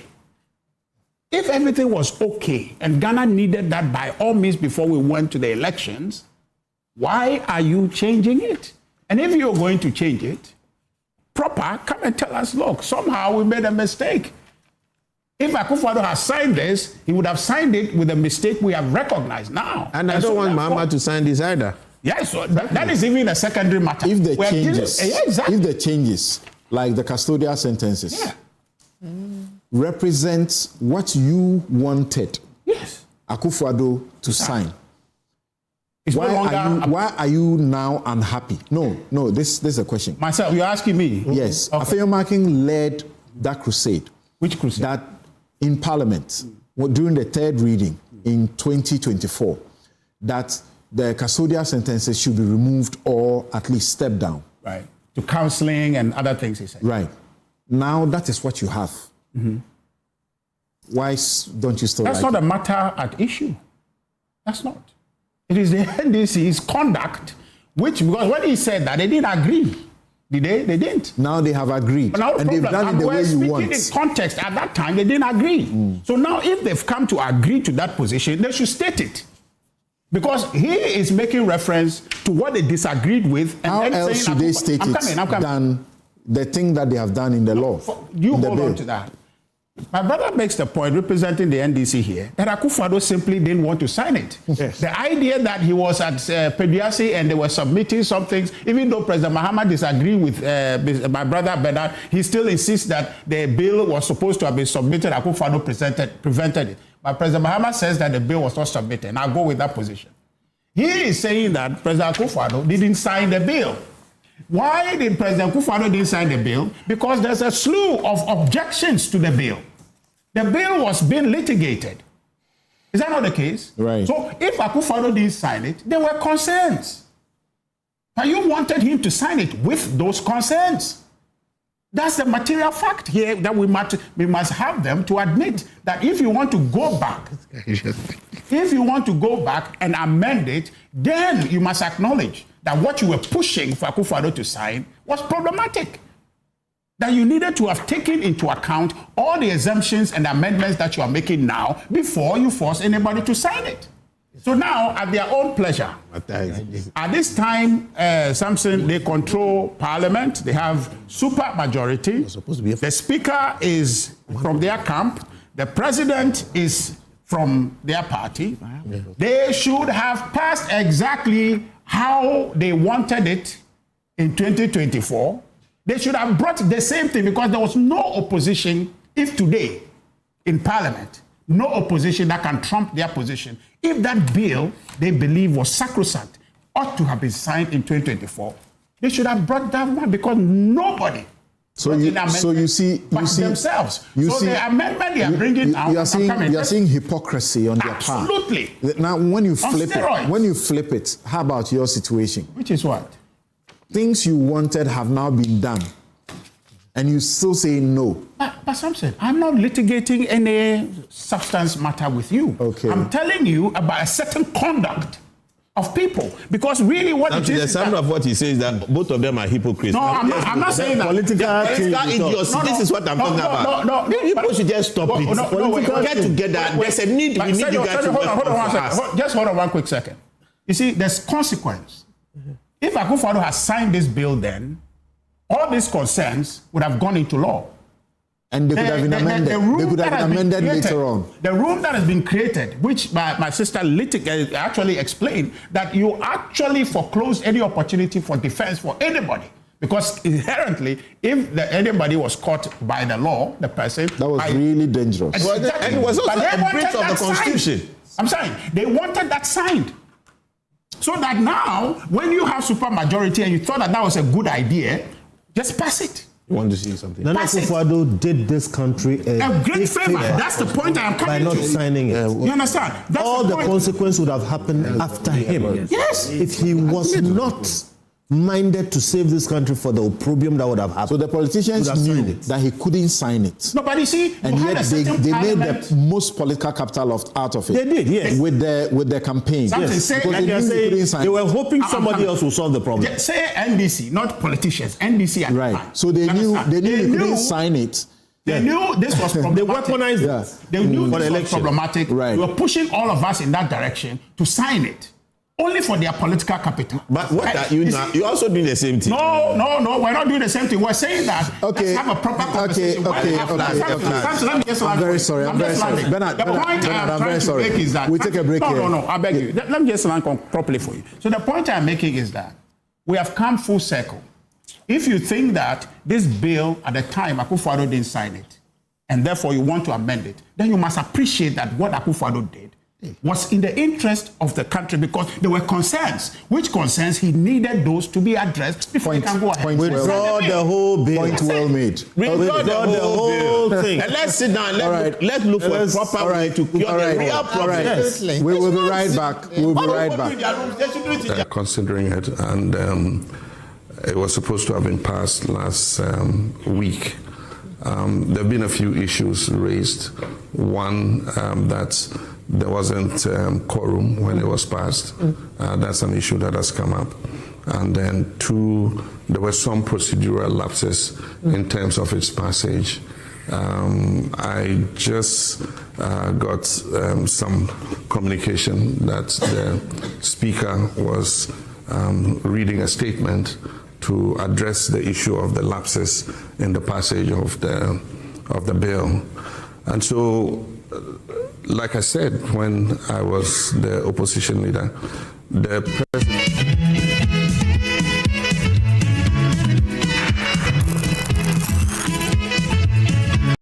Do you want a healthy smile?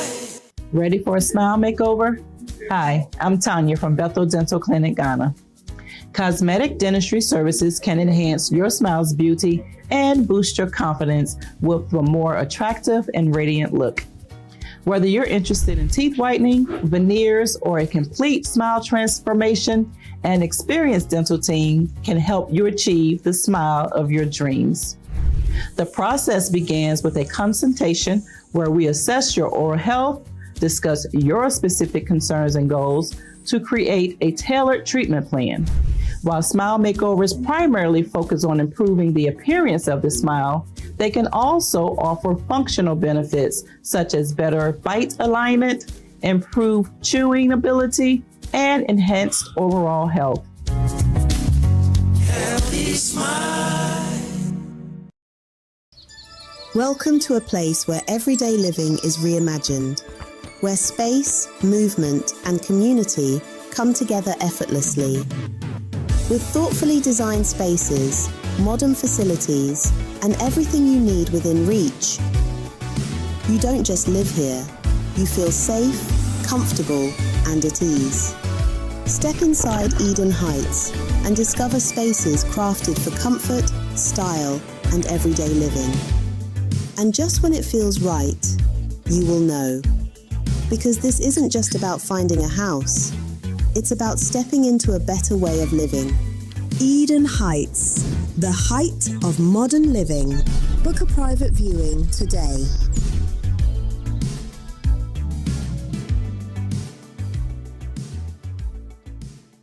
Welcome to Sulas Enterprise, the shop that deals in industrial machinery such as generators, rice millers, water pumps, compressors, and mowers. From the smallest to the largest capacity, at Sulas Enterprise, we give you nothing but the best from the best brands such as Honda and Perkins. When it comes to our generators, we also sell mowers coming from brands like Honda, Briggs and Straton, and Oleuma. And when it comes to our water pumps, we offer you brands like Lily, and Pedrolo water pumps. We also sell rice millers for all capacities. We are located at Spintex, Kakalika Plaza. Also, find our various locations as displayed on screen or call us on the following numbers: 0243-839-463 or 0554-154-416 or 0240-541-493. Sulas Enterprise, where quality meets affordability. Hi, now let me share my wildlife experience with you at Safari Valley Eco Park. Welcome to Safari Valley Eco Park. Our electric shuttle pulled up and in no time our tour began. We were surrounded by wildlife from the moment we entered the Eco Park. We were greeted by experienced tour guides who took us through orientation and how to better enjoy the experience. Watch these animals roam freely in their natural habitat undisturbed by our presence. We saw zebras, sable antelope, brown crane, mara, silky chicken, nyalas, Shetland ponies, and so many animals I just couldn't keep up. Our tour guides taught us so much about the wildlife, their behavior, and how to interact with them. I even fed them. We also went fishing on a man-made canal. Then we took a break to have lunch in this serene environment. All this amazing experience for this price for adults? This price for teenagers.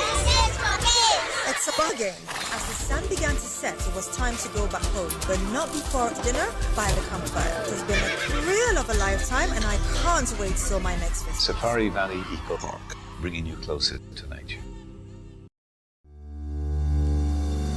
For the past 15 years, St. Thomas Eye Hospital has been setting the pace in Ghana's eye care landscape. In 2011, we became one of the first hospitals to introduce modern phaco surgeries, commonly called laser cataract surgeries, to Ghana. In 2013, again, we became the first eye hospital to start advanced retina detachment surgeries, macular hole surgeries, and other complex vitreoretinal procedures using the MIVS surgical approach.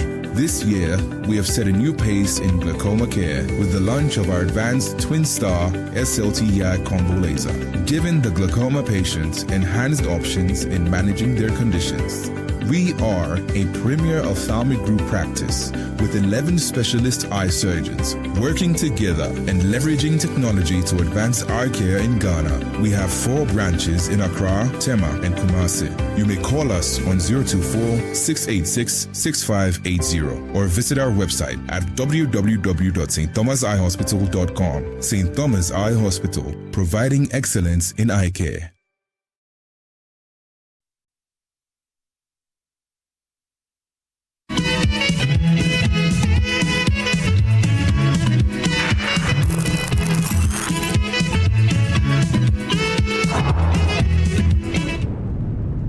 A car parked here. This was parked here last night.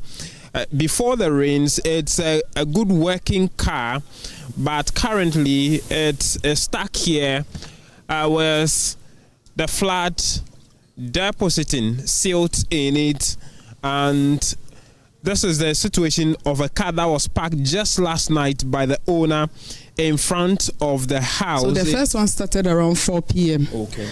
And then it slowed down a bit, and then the excessive one started around 5:20. Okay. Within about 30 minutes, 5:20 p.m. Within about 30 minutes, I realized the place was filling up. So I went inside. My daughter was in, my little boy was there, and then we realized the water was coming through the bathroom, so we started collecting the water out. Then I saw the compound filling. Then I just... You were in the room? Yes, we were in the room. So to the second level of my wardrobe, they were in my wardrobe, and unfortunately...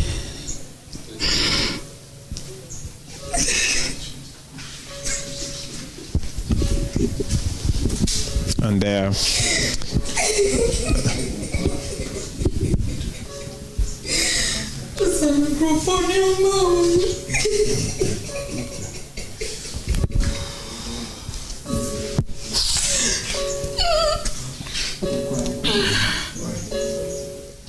Oh, these are your sofas?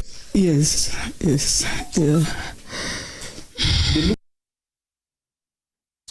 Right. So on June 3, 2026, there was some small rain around town, and it's got places in very difficult situations. Some places you see and you think it's a whole river, but it's not. It's dwelling places that have been overtaken by flood waters right here in the capital, Accra, and a few other places. Saint Jose is with the One Ghana movement. They have been commemorating the June 3, 2015 twin fire and flood disaster every year. They commemorate it, and they are the ones that have also ensured that there is a legal process in the court to try and get some compensation for the hundreds who lost their livelihoods and those who left their dependents. The official report said at the time that 150 people died. That's only the official report. I keep explaining because those who were involved will tell you far more. People have told us about others who died that are not captured in that report. I have read that report. So it doesn't seem we learned anything. Samson, I'm having all kinds of chills seeing this. I've been out of town and I think I've missed this. occurrence, but to say it's heartbreaking. Ghana's flood problems are not a weather problem. They are largely a governance failure problem. Thank you, sir. And let's just be honest with it. These are not natural disasters. They are governance disasters. It's a leadership disaster. Until we lead and live by the tenets of our Constitution in its preamble that calls for a core value as accountability to really govern our frame, we are going nowhere. Until we stop treating floods as a weather problem and start treating them as a governance and an accountability problem, we'll be here every June counting more avoidable disasters. But that's not the calling. The duty of care that we have to others is enshrined in that Constitution when you hold public office. Why are these places flooding? Where are the waterways? In very well-planned societies, floods do happen occasionally. But you see, there's a defined measure of rain or water flow that will cause a flood. It is planned for. It is not just happening. Here, every little thing creates a big problem. Look at what happened to us 11 years ago.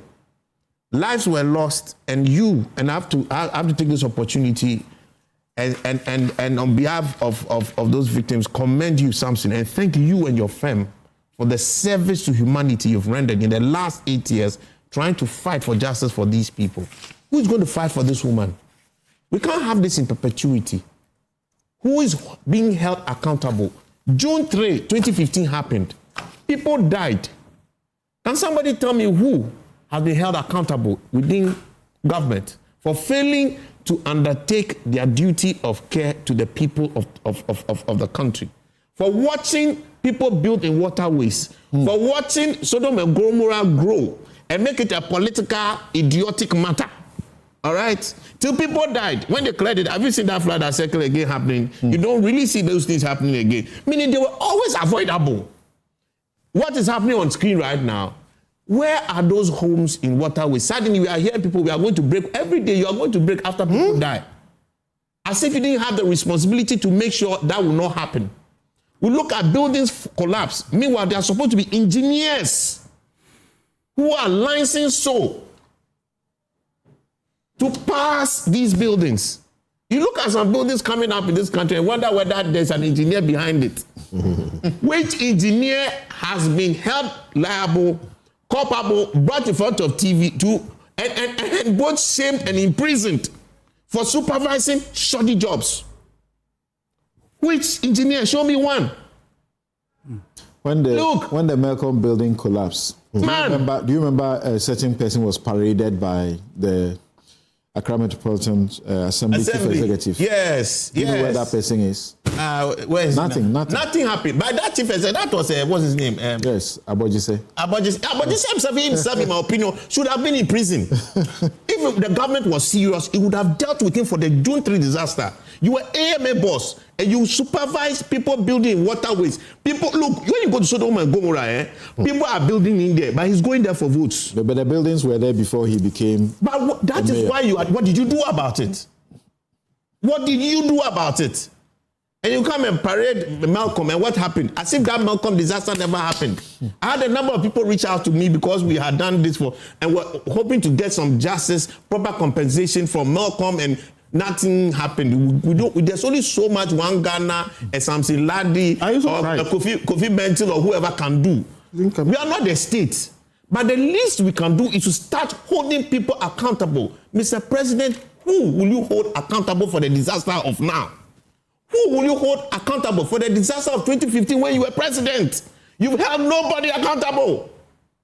Nanado hasn't held anybody accountable, to my knowledge. And if you continue this way, we are going to have recurring disasters covered in the idiotic frame of politics. Idiotic frame of politics. It won't help us. We must build an accountable society. And this must stop. It's an avoidable disaster. It is not even a disaster. It is bad governance. It is a dereliction of duty by our forebears and our policy actors who we vote and we pay you for. Vicky, I was listening to this engineer who says it used to take like 24 hours, 12 hours or so for water from the Buri area to come to Accra. Today, it doesn't take 5 hours. Yeah. It all comes, and we see Accra in flood. Concrete everywhere. Because, yes, concrete. We are building on all the waterways. Permitted by people who we pay. Yeah. Yes. Yeah, I mean, so the question we have to ask, first of all, I agree with Senor, it's not a natural disaster issue. We're talking about lack of accountability or accountability. It's not a natural disaster. Failures. We are in court. The defense is that it's a natural disaster. You can't hold the state for a natural disaster. Yeah, because this is something that can be prevented. Okay. I think for me, it's an institutional failure. So you should still hold the state liable. And it's a governance failure. Right. Yeah, human beings who are acting on behalf of the state. This 5-hour, 1 hour thing, 24-hour thing you were talking about. We always hear that, people have built in waterways. So nobody ever looks at who approved these developments. Mm-hmm. Who actually approved them? Who issued the permits? Because somebody somewhere is doing these things. And who failed to enforce our planning regulations? We have so many of them all over the place. And who then allowed these structures to remain after warnings were issued? Because sometimes in the middle of construction, they are actually warned, stop building. And they just ignore it and still carry on. So I don't think that building on waterways can just emerge overnight. It takes time. And you don't just get up and then build the house. There's a process. And everywhere, every stage along that process, someone is probably being bribed or whatever. The woman and the children were crying a while ago. We were watching, and all of us were empathizing. Yes. And we felt bad for her. Yes. But that's the situation we are talking about. Yeah. So the greatest tragedy in all of this is that we continue to be surprised every year by the consequences. And it's all predictable. We know where the flood-prone areas are in this country. So we can't keep saying that these are, they are not, we can't foresee them, etc. We can. And other countries, some countries have even worse weather than we do. And yet, because of planning, because of institutions that work, because of good governance, they are able to actually circumvent the kinds of disasters that we keep seeing here. So I think that we need government to act. We need government to act. The rhetoric is too much. We are tired of it. I'm tired of hearing, it's heavy rainfalls. I'm tired of hearing it's an act of God. I'm tired of hearing, it's the extreme weather. And same locations every year. Same drains overflow every year. Same waterways are obstructed every year. Emergency services then get stretched beyond capacity. And then at some point, we have to just talk about responsibility. I'm just tired of it. We know that rain is natural. We know government can't stop the rain. We know that they can't prevent the flood, but they are expected to reduce predictable risks. And these are predictable risks. They are predictable risks. The tragedy of June 3rd was supposed to be a turning point in our history. It really was. As you said, charred bodies being carried. I mean, you could not watch that thing. Yeah, they were just throwing them into the buckets of the pickups. Throwing them away. 150 lives. I mean, we were all shocked. And then we got the usual rhetoric and promises. Major reforms, drain infrastructure, urban planning, flood prevention, emergency preparedness, and enforcement against illegal constructions. Nothing. These things were never, ever, ever going to happen again. That was the Justice Dossier Committee. Yes, we had the committee. Yes. Spent time, did all of this, and brought all the recommendations. 11 years. They're gathering dust. Yet 11 years later, this is where we are. So what has changed? I mean, we just we just have to be serious in this country. Because after every tragedy, we do the committees. Mm-hmm. We establish the committee. We prepare the reports. we see the recommendations in those reports. Hold nobody accountable. Right? Officials come out and express concern all over the place. Then the attention quick. We need dismissals. People are responsible for making sure these things work. There are budgets allocated to people to do things. What are they doing with that money? That's right. We need prosecutions. Criminal negligence. We need prosecutions. I have never heard of anyone being prosecuted because they failed to basically follow through with their responsibilities in relation to any of these disasters. I have never heard of it in this country. We need implementation of the recommendations that are being made by this committee. We're just going round in cycles. So the result is that, well, it's a cycle. The lessons come, we seem to learn them, and then we find out that really we haven't really learned them, and it keeps going round and round. Right. Richard, so, there was a time when Kukubako was regular on this show. We all got tired. We just got tired of talking about it because we kept talking and nothing was changing. Here we are. I've hosted this show for upwards 10 years. Every June, I can assure you we'll come back to this matter. Yes. Just last year, President Mahama touring places in Accra, went to Abofu, went to Mala, went to the Odona, and his directive to the regional minister, who is still the regional minister, is to collaborate with the security forces to demolish buildings that were in waterways. I remember my brother, the deputy chief of staff, Stan Dogwe, part of that tour, stated was a bit unhappy with one of the developers in the area, directing that they must bear responsibility for the cost to salvage the place. In 2015, when June 3rd happened, the height of it, President Mahama says that this is not an accidental happening, it's human activity, and that people building in waterways. What's the problem?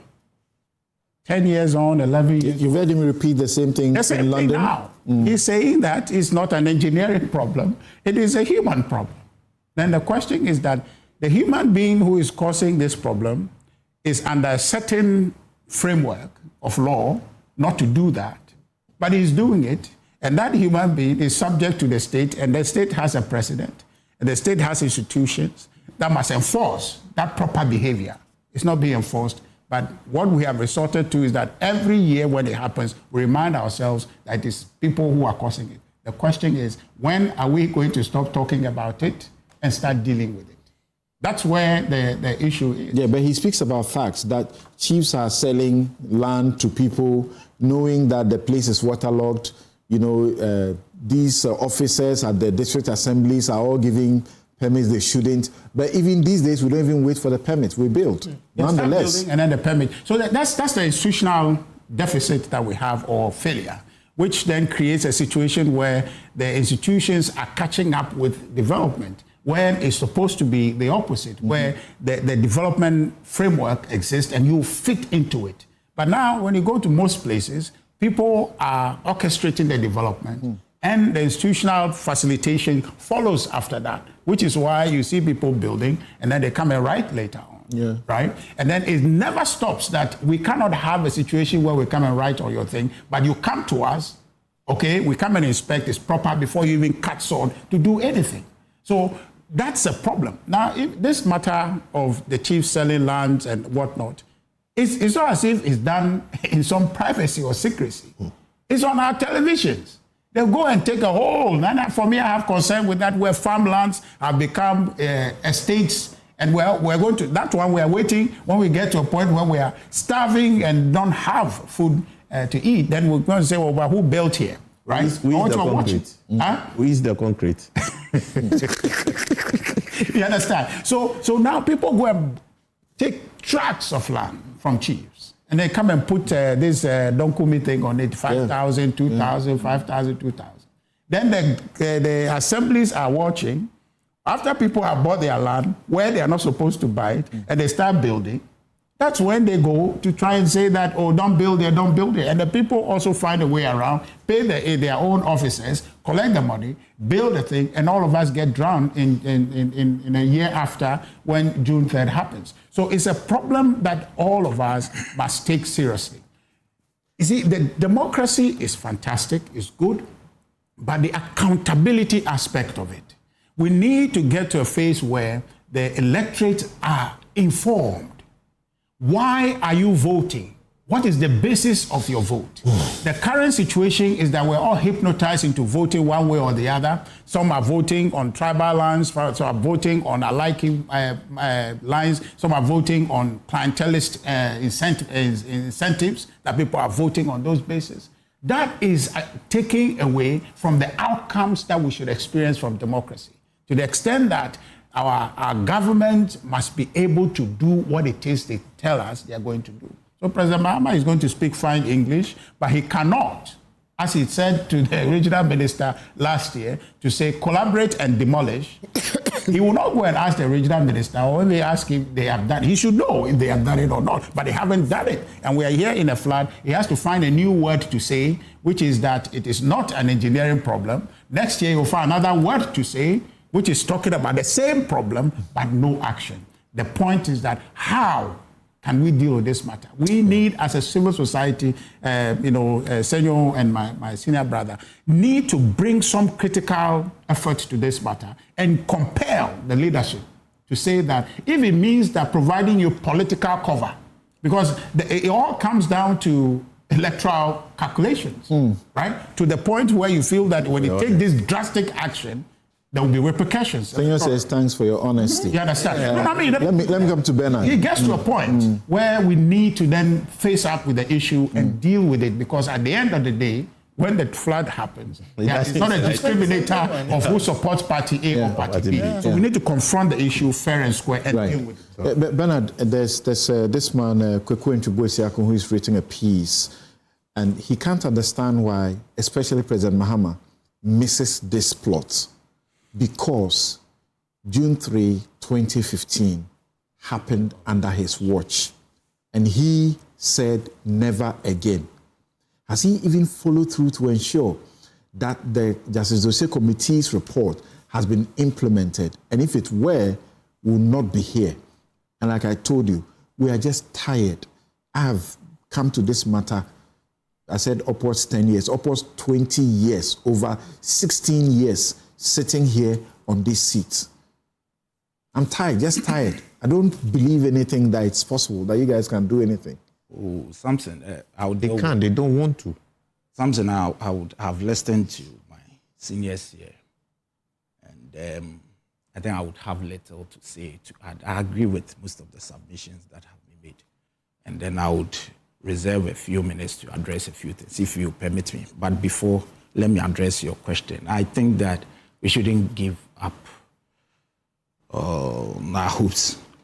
You see, yes, it's true, it happened in 2016. I'm not too sure if you can give us the date, if you can help us with the date the committee finished its work. Because it happened in June, I think in 2016. In June 2015. And by 16, the report was ready. It was ready yes. Before you left off. So, the report was very quick. Yes, but he couldn't no white paper up to today. You see, as much as I agree, I thought that Richard, at the latter part of his submission, tried to be honest. But he was very political in the beginning, very political. But I thought that as the... He was speaking to fact. What is political about the facts? And he jumped some of the facts, because, you see, you inherited the report for 8 years. You inherited that particular report. You didn't have any issues with it. He could have told us. You have come back to that report for 18 months. Yes, but they failed in 8 years. He jumped that one. 8 years, he didn't do anything about it. But you see, he then jumped and came to what President Mahama may have said or may not have said. Now, that's fair. President Mahama believes, and I don't know whether he or you did, that President Mahama, upon assumption of all, didn't wait for June. He went to, is it the Ramsia? No, he was here. He was here. Ramsia, yes. And then he gave some directives and all that. You know, it cannot be done. There is a problem. And Samson, you are a lawyer. Our land management system. The land tenure system. Tenure system, it's a major issue. I mean, you go, but I think that it is the permit regime that can cure it. Because as for the land, most of the pieces of land, they do not belong to the state. So you have very little over how it gets to who. But beyond that, maybe the permit system, it's with the assemblies. We have all the laws. We don't need any federal law. We have all the regulations. I think it's all about enforcement. And we must enforce it. At this point, you see, anytime, last night before I slept, I saw the message that later in the night there will be another. I said, wow, Accra won't sleep again. Because you see, the moment you hear about rainfall, then there is a problem. We do not know the extent of damage today. Just about a few days it happened.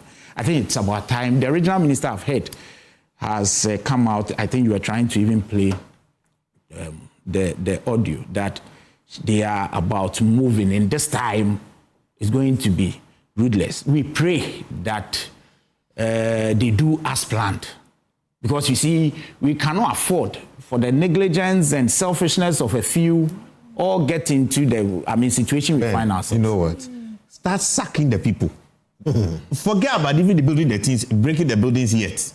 The people who sat down and watched these buildings come up and didn't take us, sack them first. She said they won't sack them. They will transfer them to the northern region. The president says they are not going to transfer. They are sacking them. Catch those people. So let him finish. Sack them for criminal negligence. I agree with you, but a few minutes, Samson, what we've said with regards, please allow me. So I agree with you. That's it. But you see, what we've said with LGBTQ is this. Please permit me. You are going back to LGBTQ. I beg you. I want to use my time because I didn't really conclude. What we've said is that if the argument with the civil society organizations is that we don't need it, we cannot engage in it. That's what they have been saying. But as it is now, there is a politician, an MP, the minority, who are accusing us of watering down, which has been exposed today, that there is nothing like watering down.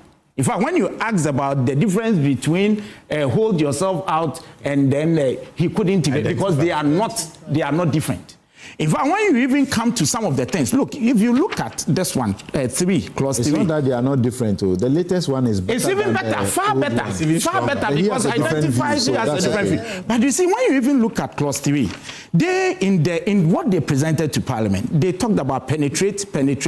We had to tighten it by adding simulate. Please allow me. No. Samson, we are having a conversation. You are allowing this interjection. He's saying there is no cause, but you came to substitute somebody. You were still given an opportunity. He's using his time. So you see, it's not fair. He's finished speaking about flat. So let's move on. Within the time he has, he still has that time. So do you allocate time to me? Yes, I do. I don't tell you, but I do. You didn't tell me. So it means that I do. Samson, let me proceed. So I can come here with my own topic. The length at which you spoke, he won't get that time. So don't disturb me. Please, the length at which you spoke, he won't get that time. So please don't interrupt him again. I'm sorry. Don't interrupt him again. See, we are concluding and he's bringing a matter. So we are not going to have Why are you doing this?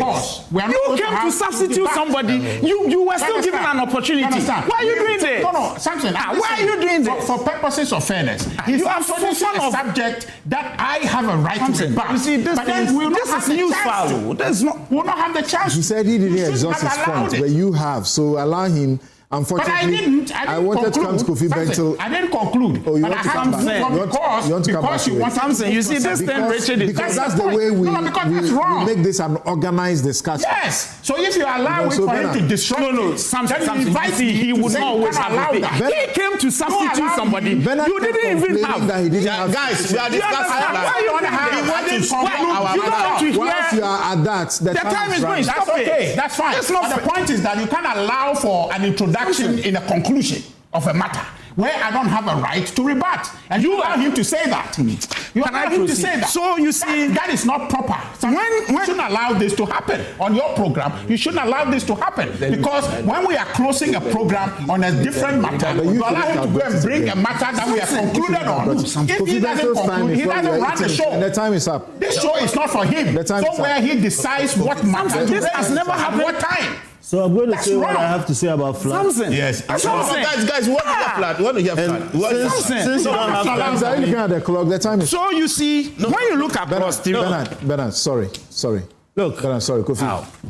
Captain Kofi has less than 1 minute. I know. Yes. Captain Kunsin, one of the board members of Mani, said something at a forum. To paraphrase him, he says that the former UT guy. Yes. Okay. He says that it's been proven more or less that we Africans, especially our leaders, are incapable of focusing on something important for the length of time it requires to solve it. And it comes to mind, we won't solve floods. More Ghanaians will die because our leaders are useless for the purpose. Oh, no. No one government can solve it. Right. It will take cross-administration thinking. It will take putting professionals on the beach to do the work. Everybody comes and tries to solve it in 2 years, 4 years. It will never happen. President Mama went to the Wager Ramsar site and he saw the Ramsar site being, filled up. He complained about it, left and did nothing. Today, all that place flooded. The state itself at that Wager Ramsar site is poisoning the site with a landfill. They are pouring boiler there. They have sold the site, it's being filled. Hambros was the only thing there because salt was compatible in that area. They have sold today, it they have given it to a cement company that is driving against. I'm trying to explain to you that the state is the problem. It is not an individual thing. My last point. No amount of breaking down people's buildings will solve flood. I'm telling you. Because when you break selectively, after the whole place has been filled, you don't restore the land. The path, And clearly they are using that breaking down buildings one as a knee-jerk reaction to appease people. When has that solved the problem? This is a failure of leadership. I'm saying we won't solve it because our leaders are incapable. Even the breaking down, the Accra Mayor, regional minister is doing it. Some party people are attacking her. Yes. So, you don't have time, so I don't want to go into all those, but let me tell you something. In this country, we are broken down into districts. The law allows you to sue your district assembly. In fact, I'm about to sue my district assembly because somebody in my neighborhood has taken half a road and built a chop bar there. I won't name the assembly.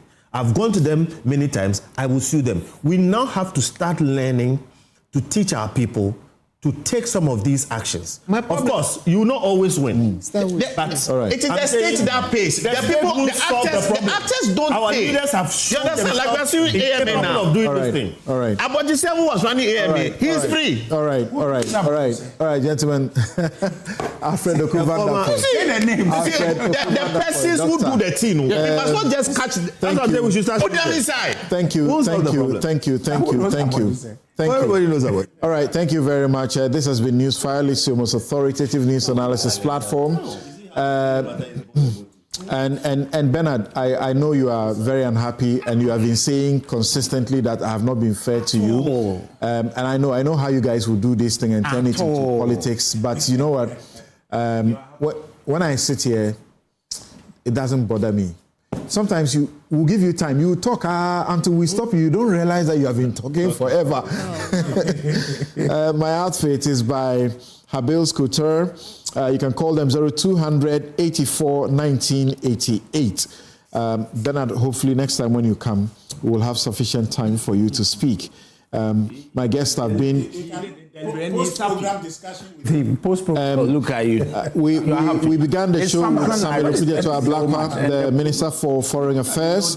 Ghana is evacuating its citizens, the next batch leaving South Africa today. Hopefully they get here safely.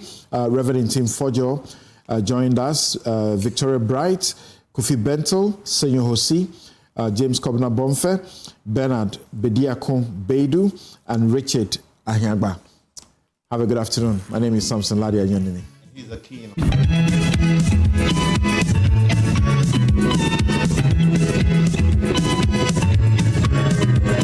Cadbury Hot Chocolate.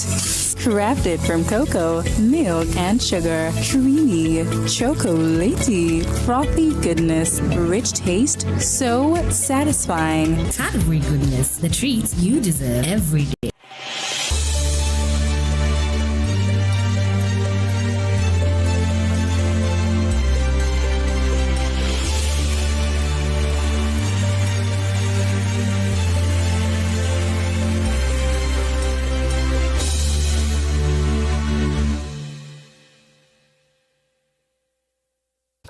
Hello there again, and thanks for joining us on Sages. We spent time with a sage last week in the field of diplomacy. But how about the area or field of education? Because that's also crucial to national development. There are lots of people who've contributed to the development of this country through nationwide education, improving our education sector, and making sure that it is fit for purpose in training the human resource of this country. So today we've decided to isolate one individual who's played quite a crucial role in that sphere of education. I'm talking about Tata Nkunu Achia. Tata, welcome to the program. Thank you. When I mentioned your name, in fact, upon seeing it for the very first time myself, I was torn between classifying you as someone who spent some time probably in the Volta region. Then I looked at the name Achia and I'm like, okay, is he Atachia Pro Max? Or what exactly is happening? So that's an interesting name, by the way. Is it a blend of, a mix of cultural norms and that influence the name? But give us a sense of why the name Tata Nkunu Achia. Perhaps I'm a good replica of what the Ghanaian should be. Tata Nkunu, Nkunu, not Nkunu, Nkunu Achia. And I'm from Piki. Really?